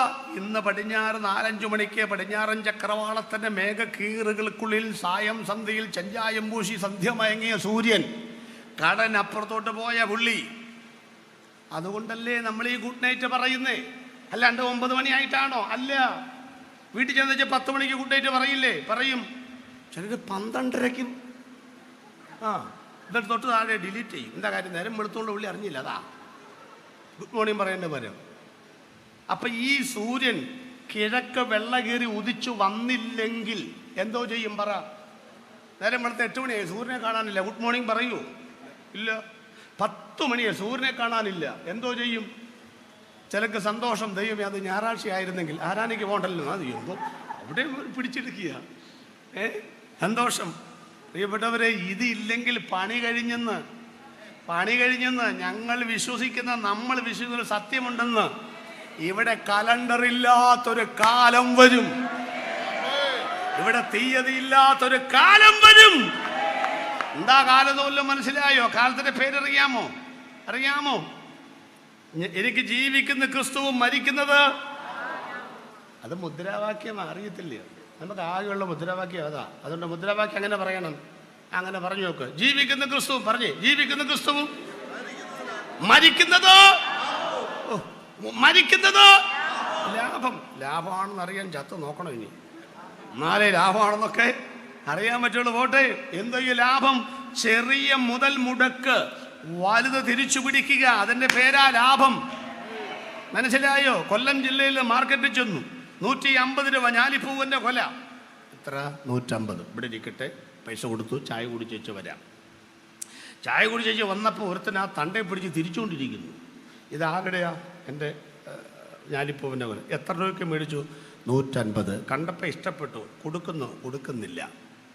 160, 170, 180 ഇല്ലെന്ന് പറഞ്ഞില്ലേ? 190 ഇല്ലെന്ന്, 200. എന്നാ പിന്നെ ഒരു ചായ കുടിക്കാൻ നേരം കൊണ്ട് 50 ലാഭം കിട്ടിയില്ലേ? എന്നാൽ കൊടുത്തേക്കാം, നോക്കി ഏതെങ്കിലും കൊല പോരെ. അങ്ങനെ ചായ കുടിക്കാൻ നേരം കൊണ്ട് 50 രൂപ ലാഭം കിട്ടിയ ഒരാൾ ഈ യോഗത്തിലുണ്ടെങ്കിൽ ഇയാൾ സ്വത്രം പറഞ്ഞുകൊണ്ടിരിക്കും. എന്നാ കാര്യം? യോഗം നന്നായാലും വേണ്ട. എനിക്ക് രാവിലത്തെ 50 രൂപ കാര്യം ഓർക്കുമ്പം സന്തോഷം കൊണ്ട് ഇരിക്കാൻ വയ്യ. ലഡു പൊട്ടി. അതാ ലാഭമുള്ളവൻ്റെ മുഖം കണ്ടാൽ അറിയാമെന്നേ. അപ്പം നഷ്ടമുള്ളവൻ്റെ മുഖമോ? അതും കണ്ടാലറിയാം. വന്നിരുന്നപ്പോൾ ഏത്തവാഴയ്ക്ക് ഊന്ന് കൊടുത്ത പോലെ ഒറ്റ ഇരിപ്പാ. എന്നാ കാര്യം? 200 രൂപയ്ക്ക് കുരുമുളകിൻ്റെ വില കയറിയപ്പം പറഞ്ഞു, എടി നമ്മുടെ കൊച്ചു വളർന്ന് വരികയല്ലേ, അതെ നമുക്ക് കുറച്ച് കുരുമുളക് മേടിച്ച് വെക്കാം, അച്ഛൻ വേണ്ടാത്ത പണിക്കൊന്ന് പോകാതെ. ഇയാൾ പിശുക്കിൻ്റെ PhD എടുത്ത ആളാ. 200 രൂപയ്ക്ക് കുരുമുളകിൻ്റെ വില കയറുന്ന കണ്ടുകൊണ്ട് പുള്ളി 2.5 ലക്ഷം രൂപയ്ക്ക് കുരുമുളക് മേടിച്ച് വെച്ചു. 210 ആയി, 230 ആയി, 250 ഭാര്യ പറഞ്ഞു കൊടുക്കച്ച, നീ ഓടി അവിടെ നിന്ന്. ഇത് മിക്കവാറും ഒരു 8-10 ലക്ഷം രൂപയാകുമ്പോഴേ ഞാൻ കൊടുക്കത്തുള്ളൂ. കൊച്ചിനെയും കെട്ടിക്കും, സ്ത്രീധനവും കൊടുക്കും, ബാക്കി കാശ് കൊണ്ട് സദ്യം നടത്തും, പിന്നെയും കാശ് ബാങ്കിലിടും. അങ്ങനെ കണ്ട് 710 രൂപയാണ്. പുള്ളി പറഞ്ഞു എന്നാൽ പിന്നെ അങ്ങ് കൊടുത്തേക്കാമെന്ന് ചിന്തിച്ച് പുള്ളി കൊടുക്കുന്നില്ല. പിന്നെ അത് വീണ്ടും ഇതുപോലെ കുറഞ്ഞ് താഴോട്ട് വന്നു. 200 രൂപ മേടിച്ച 190, 80, 70, 60, 50, 40 ഇങ്ങനെ പോവുക. എൻ്റെ പൊന്നച്ച കുരുമുളകിൻ്റെ വില താഴോട്ട് വന്നു, കൊച്ചു വളർന്ന് മേലോട്ടും വന്നു. കെട്ടിക്കുണ്ടായ അവസാനം 200 രൂപയ്ക്ക് മേടിച്ചത് 158 രൂപയ്ക്ക് കൊടുത്തു. അങ്ങനത്തെ ഗതികെട്ട ഒരാൾ വന്നിരിക്കുന്നുണ്ടെങ്കിൽ ഈ ഇരിപ്പായിരിക്കും. ഇനി യേശു വന്നാലും വേണ്ടില്ല, വന്നില്ലേലും വേണ്ടില്ല, എന്നാലും എൻ്റെ കുരുമുളക് ഓർക്കുമ്പം അവൻ ലാഭം എന്നാന്നല്ലോ മനസ്സിലായോ? ലാഭം ഇന്ന് രാത്രി ഞാൻ മരിക്കാന്നിരിക്കട്ടെ, അതിനൊക്കെ സ്വോത്രം പറയൂലേ? ഇന്ന് രാത്രി ഞാൻ മരിക്കാന്നിരിക്കട്ടെ. നിങ്ങളാരെങ്കിലും മരിക്കാന്നിരിക്കട്ടെ എന്നാണ് എനിക്ക് ആദ്യം പറയാൻ തോന്നിയത്. ചിലരുടെ ഇരിപ്പ് കണ്ടപ്പോൾ അത് വേണ്ടാന്ന് വെച്ചു. നാളെ ഇവിടെ യോഗം ഉണ്ടോ മാസ്റ്റേ? ഉണ്ട്. അപ്പം ഞാൻ വല്ലതും പറയുകയും വല്ലതും ചത്തു പോവുകയും ചെയ്താൽ മേലാൽ പിന്നെ എന്നെ കൊല്ലത്തേക്ക് വിളിക്കത്തില്ല. അതുകൊണ്ട് ഞാനിപ്പം മരിക്കാന്നിരിക്കട്ടെ. ഞങ്ങളുടെ കോളേജ് ഇപ്പോഴും അച്ചാനായിരിക്കുന്നത്. അച്ചാൻ പറയും ആ കുഴപ്പമില്ല, ജോയി പാറെങ്കിൽ ഇപ്പോൾ ഞാൻ അങ്കമാലി എത്തിച്ചോളാം എന്ന് പറയും. ഇനി എൻ്റെ ആശയം പറയാം. ഇന്ന് രാത്രി ഞാൻ യാക്കോബായ കുടുംബം ജനിച്ചു വളർന്ന 15ാമത്തെ വയസ്സിൽ യേശുവിനെ സ്വീകരിച്ചു. എനിക്ക് 10-60 വയസ്സായി. ചില കൂട്ടിക്കിടന്നോട്ടെ, 1 വയസ്സ് കൂട്ടി, അതൊന്നും വലിയ കൂടുതൽ, 60 വയസ്സ് കൂട്ടിക്കും. അപ്പം ഞാൻ കർത്താവിനെ ജീവിതം കൊടുത്തിട്ട് 45 കൊല്ലമായിന്ന്. ഞാനത് വലിയ കാര്യത്തിലാണ് പറയുന്നത്. ഞാൻ 45 കൊല്ലമായി. കർത്താവ് പറഞ്ഞു ചേട്ടാ കൊച്ചിനെ 45 സെക്കൻഡ് പോലും ആയിട്ടില്ല അത്. അപ്പം ഇന്ന് രാത്രി ഞാൻ മരിച്ചാൽ ഞാൻ കൊടുത്തത് 45 കൊല്ലം. എനിക്കത് വലുതാ. പക്ഷേ കർത്താവ് എനിക്ക് തിരികെ തരുന്നതിൻ്റെ പേരാണ് ലാഭം. എന്തുവാ ലാഭം? സെക്കൻഡുകൾ ഇല്ലാത്ത, മിനിറ്റുകൾ ഇല്ലാത്ത, മണിക്കൂറുകൾ ഇല്ലാത്ത, തിങ്കൾ, ചൊവ്വ, ബുധൻ, വ്യാഴം, വെള്ളി, ശനി, ഞായർ ദിവസങ്ങൾ ഇല്ലാത്ത, 1, 2, 3, 4 ആഴ്ചകൾ ഇല്ലാത്ത, ജനുവരി, ഫെബ്രുവരി, മാർച്ച്, ഡിസംബർ മാസങ്ങൾ ഇല്ലാത്ത, 2026, 27 വർഷങ്ങൾ ഇല്ലാത്ത, 21, 22 നൂറ്റാണ്ടുകൾ ഇല്ലാത്ത, കാലങ്ങൾ ഇല്ലാത്ത, കാലഘട്ടങ്ങൾ ഇല്ലാത്ത, ഋതുക്കൾ ഇല്ലാത്ത, ഋതുഭേദങ്ങൾ ഇല്ലാത്ത, 2 കരവും ചേർത്തടിച്ചിട്ട് നമുക്ക് മാത്രം മനസ്സിലാകുന്ന ഭാഷ പറ. നിത്യതയാണ് തിരികെ കിട്ടുന്നത്. കാലമെല്ലാം കഴിയും, ഇന്ന് കാണുന്നതെല്ലാം അഴിയും, പിന്നെ പുതുയുഗം വിരിയും. അടുത്ത പദം പറ, തിരികെ വരാതെ.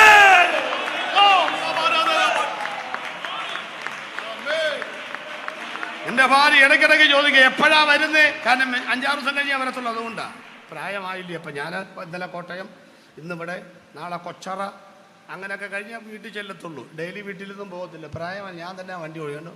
എപ്പോഴാ വരുന്നത് ചോദിച്ചുകൊണ്ടിരിക്കും. വീട്ടിൽ ചെന്നൊരു സന്തോഷമാണ്.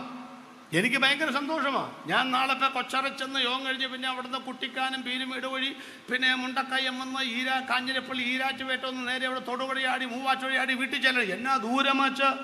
എന്നിട്ട് 8 മണിക്ക് സഭായത്തിൽ പോകണം, 8 മണിക്ക് ഗുജറാത്തിലും പോകണം നാളെ ഞായറാഴ്ച. പിന്നെ 4 ദിവസം ഇവിടെ മാർച്ച് പ്രോഗ്രാം ഇല്ലല്ലോ. ഓർത്തോളം നിങ്ങൾ. ഈരാറ്റുപേട്ട കഴിയുമ്പോൾ ഒരു സന്തോഷം. എന്താ കാര്യം? ഈ കുറച്ച് ദൂരമേ ഉള്ളതേ. മൂവാറ്റുപുഴ ചെന്നപ്പോൾ ചായ കുടിക്കുന്നത് ആ പാലം കഴിയുമ്പം, അപ്പോൾ ഒരു ഭയങ്കര സന്തോഷം. പെരുമ്പാവൂർ ചെല്ലുമ്പം ലഡു പൊട്ടും. എന്താ കാര്യം? 20 കിലോമീറ്ററേ ഉള്ളെന്ന്. കാലടി ചെല്ലുമ്പോൾ 7 കിലോമീറ്റർ. പിന്നെ സീറ്റിൽ നിന്നാ ഓടിക്കുന്നത്. എന്നാ കാര്യം? സൈൻ ബോർഡുകൾ എന്നോട് പറയുന്നു നിന്റെ വീട്ടിൽ ചെല്ലാറായി, നിന്റെ വീട്ടിൽ ചെല്ലാറായി. ഇതുപോലെ സൈൻ ബോർഡുകൾ കണ്ടിട്ടുണ്ടോ നിങ്ങൾ? എന്താ സൈൻ ബോർഡ്? അതിൻ്റെ ഷുഗർ വന്നു. അപ്പം എന്ത് മനസ്സിലാക്കണം? പകുതി ദൂരമായി. അപ്പം അതിൻ്റെ പുറകെ പ്രഷറും. ഈ ഷുഗറും പ്രഷറും കൊളസ്ട്രോൾ എന്നൊക്കെ പറഞ്ഞ ഒരമ്മ വെറ്റ മക്കളാന്നേ. ഇതുങ്ങളൊക്കെ ഒരുമിച്ച് വരും. ഷുഗർ വന്നാൽ കൊളസ്ട്രോൾ ഓട്ടോറിക്ഷ പിടിച്ച് വരും. മറ്റപ്പള്ളി ആംബുലൻസ് പിടിച്ച് ഒച്ച കേൾപ്പിച്ചോണ്ട് വരും. അറിയാമോ? കുമാരെല്ലാം കൂടെ വന്ന് കയറി പിന്നെ നമ്മൾ ശാസിച്ചാലൊക്കെ അവിടെ കിടക്കും. നമ്മളിതിനൊക്കെ പേടിക്കേണ്ട കാര്യം എന്താണ്? നമ്മൾ ഭയങ്കര പേടിയാണ്. പേടിക്കേണ്ട കാര്യം, നിങ്ങൾ ഗുളി കഴിച്ചാലും കുടിച്ചില്ലേക്ക് ചാവുന്ന, ഏതായാലും ചാവും. എന്നാ പിന്നെ സന്തോഷത്തോടെ ചത്തുകൂടെ? സ്വത്രം ഏതായാലും സംഗതി പോവും. കുറച്ച് കഴിയുമ്പോൾ അവർ പറഞ്ഞ പോലെ നരയ്ക്കും. നര വരണമല്ലോ, നടുകുനിയും, കുനിയണമല്ലോ. പല്ല് പോകും, പോകണമല്ലോ, പിന്നെ അങ്ങനെ വരണമല്ലോ, അതൊക്കെ ബൈബിളിലുണ്ടല്ലോ. അങ്ങനല്ലേ? അരയ്ക്കുന്നവർ അങ്ങനെ ഇല്ലേ? ചിലരുടെ പ്രാർത്ഥന കേട്ടാൽ യേശുവിന്റെ നാമത്തെ എല്ലാം എങ്ങോട്ട് മാറിപ്പോകാൻ. 80 90 കഴിഞ്ഞാൽ പിന്നെ ആരെങ്കിലും പറയാണ്, ജെറാൾഡ് പാസ്റ്റർ എന്തോ നാളെ ഞാൻ മരിക്കാൻ പോവാണ്, ചാവക്കോട്ടയിലേക്ക് വന്നേരെ, ഞാൻ അവിടെ വന്ന് കുഴിയിലേക്ക് ഇറങ്ങിയിരിക്കാം, അങ്ങനെ പറഞ്ഞാണോ ജാകുന്നത്? നടന്നു പോയാണോ ജാകുന്നത്? അല്ല, പെട്ടിക്കകത്താണ്. പെട്ടിക്കകത്ത് ഒതുങ്ങണമെങ്കിൽ കിടക്കണ്ടേ? കിടക്കണമെങ്കിൽ കയ്യും കാലൊക്കെ തളരണ്ടേ? ഒതുങ്ങണ്ടേ? സ്തോത്രം. ഇതെല്ലാം സംഭവിച്ചാലും ലോകത്തിൽ ആർക്കുമില്ലാത്തൊരു പ്രത്യാശ ഞങ്ങൾക്കുണ്ട്. നിങ്ങൾ പ്രത്യാശയില്ലാത്ത മറ്റുള്ളവരെ പോലെ ദുഃഖിക്കരുത്.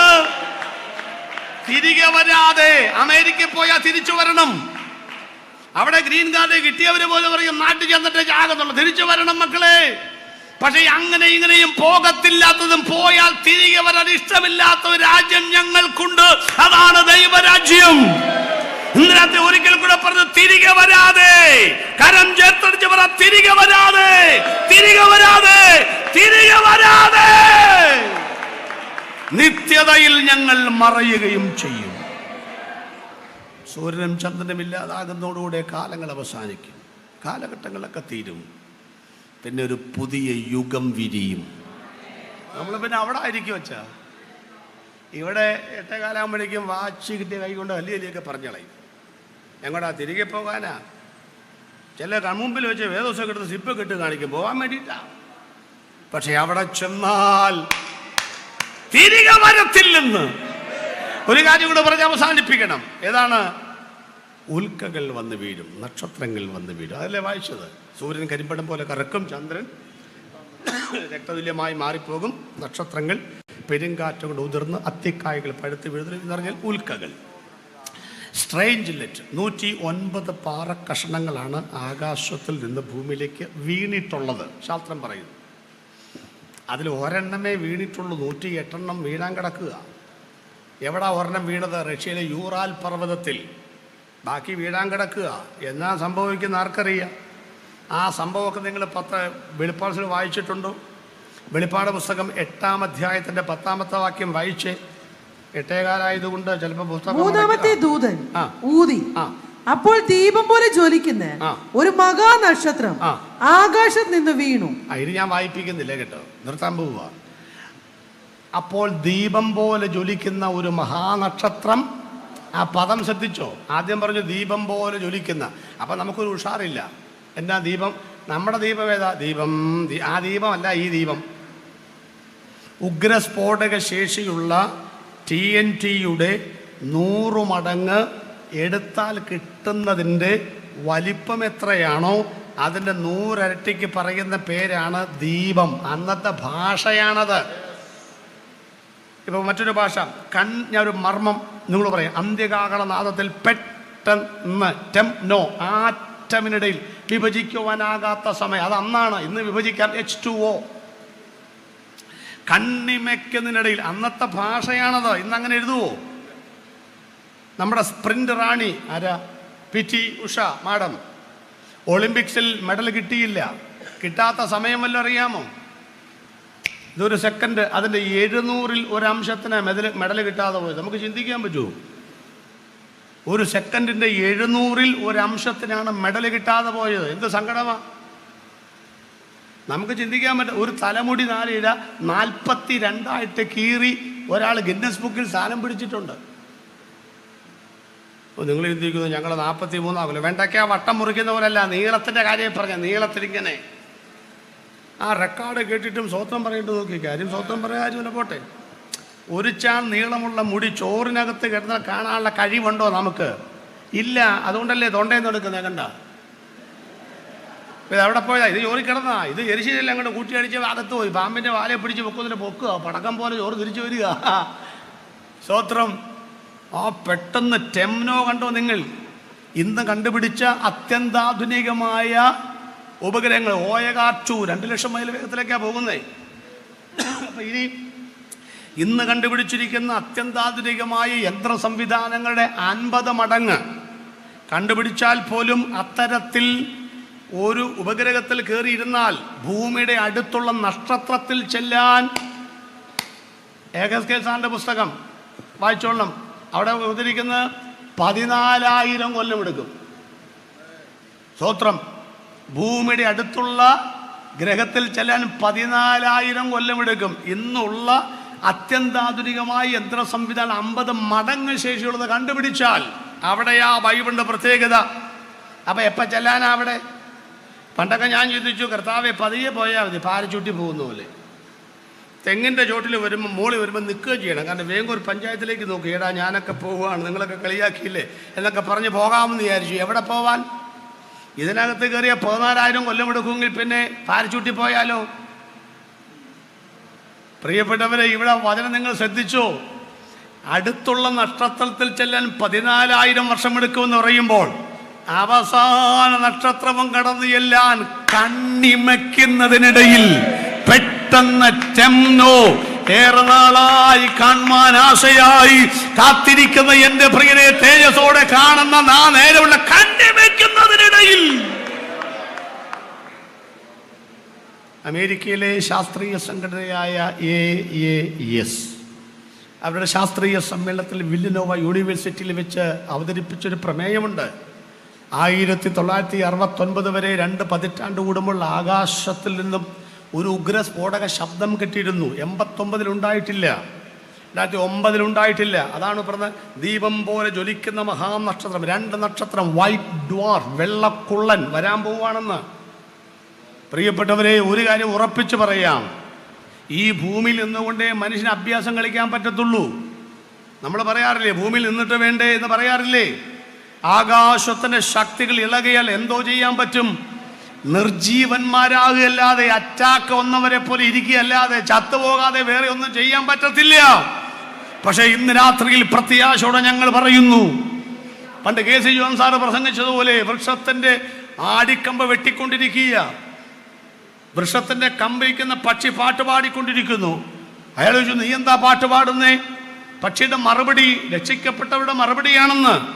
നൂറ്റാണ്ടുകൾ കൊണ്ട് വളർന്ന് പടർന്ന് പന്തലിച്ചു നിൽക്കുന്ന പടുകൂറ്റൻ വൃക്ഷത്തിന്റെ ഈ അവസാനത്തെ കൊത്ത് നിങ്ങൾ ആഞ്ഞു കൊത്ത്, അലർച്ചയോടെ മരം മറിയട്ടെ, എൻ്റെ ശിഖരങ്ങൾ തലതല്ലി വീഴട്ടെ, നാളുകൾ കൊണ്ട് ഞാൻ സംഘടിപ്പിച്ചിരുന്ന കൂടാരം കാറ്റിൽ ഉലയട്ടെ.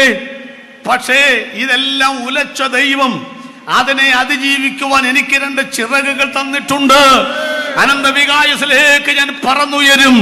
ഇന്ന് രാത്രി കൊല്ലം ദേശനിവാസികളെ, ഞങ്ങളുടെ അച്ഛൻ പറയുന്ന പോലെ ഉഷസായപ്പോൾ ദൂതന്മാർ ലോത്തിന്റെ കൈക്ക് പിടിച്ചു. എന്താ പിടിക്കാൻ കാരണം? 1, നാശം നിശ്ചയമാണ്. 2, ഓടിയാൽ രക്ഷ ഉറപ്പാണ്. 3, സമയം വളരെ കുറവാണ്. 4, ഇതല്ലാതെ വേറെ പദ്ധതിയില്ല ദൈവത്തിന്.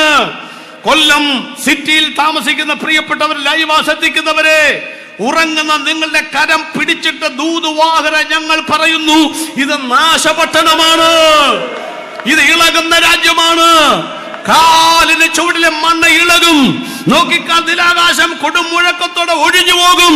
ഭൂമിയും മൂലപദാർത്ഥങ്ങളും, 2ാമത്തെ ഭാഗം മൂലകങ്ങൾ കത്തിയെരിയും. 2, ഓടിയാൽ രക്ഷ ഉറപ്പാണ്. ഇന്ന് രാത്രിയിൽ യൂദ കെട്ടിത്തൂങ്ങി ചാകുന്നതിന് പകരം കാൽവറിയിലേക്ക് ഓടിയിരുന്നുവെങ്കിൽ അവൻ രക്ഷപ്പെട്ടേനെ. ഇന്ന് രാത്രിയിൽ ഓടി വരാൻ ശരണത്തിനായി പിളർക്കപ്പെട്ടൊരു പാറ ഞങ്ങൾ ചൂണ്ടിക്കാണിക്കുന്നു, യേശുക്രിസ്തു എന്ന രക്ഷിതാവ്. 3ാമത് സമയം കുറവാണച്ചാ, സമയം കുറവാ. പണ്ട് പറഞ്ഞ പോലെ ഒന്നുമല്ല. ഞാൻ ഈയിടെ പ്രസംഗിക്കുന്നുണ്ട്, കാലങ്ങൾ സമയങ്ങൾ 2നും അർത്ഥവ്യത്യാസമുണ്ട്. എന്ന് പറഞ്ഞാൽ കാലം ഒരു പ്രത്യേക ബ്രാക്കറ്റ് പീരീഡാണ്, സമയം അതല്ല, ഘടികാര സമയമാണ്. ആര് എതിർത്താലും എർത്തിലും കൃത്യ സമയത്ത് സൂചി അവിടെ എത്തിയിരിക്കും. ഇന്ന് രാത്രിയിൽ യേശു ഏതോ ആകാശത്തിന്റെ കോണിലല്ലെന്നും യേശു വാതിൽക്കൽ തന്നെയാണെന്നും കർത്താവിന്റെ ഗംഭീരനാദത്തിന് ഇനി അധികം സമയങ്ങൾ ഇല്ലെന്നും വിശ്വസിക്കുന്ന എത്ര പേരുണ്ട്? 4ാമത്തത്, ഇതല്ലാതെ വേറെ മാർഗമില്ല.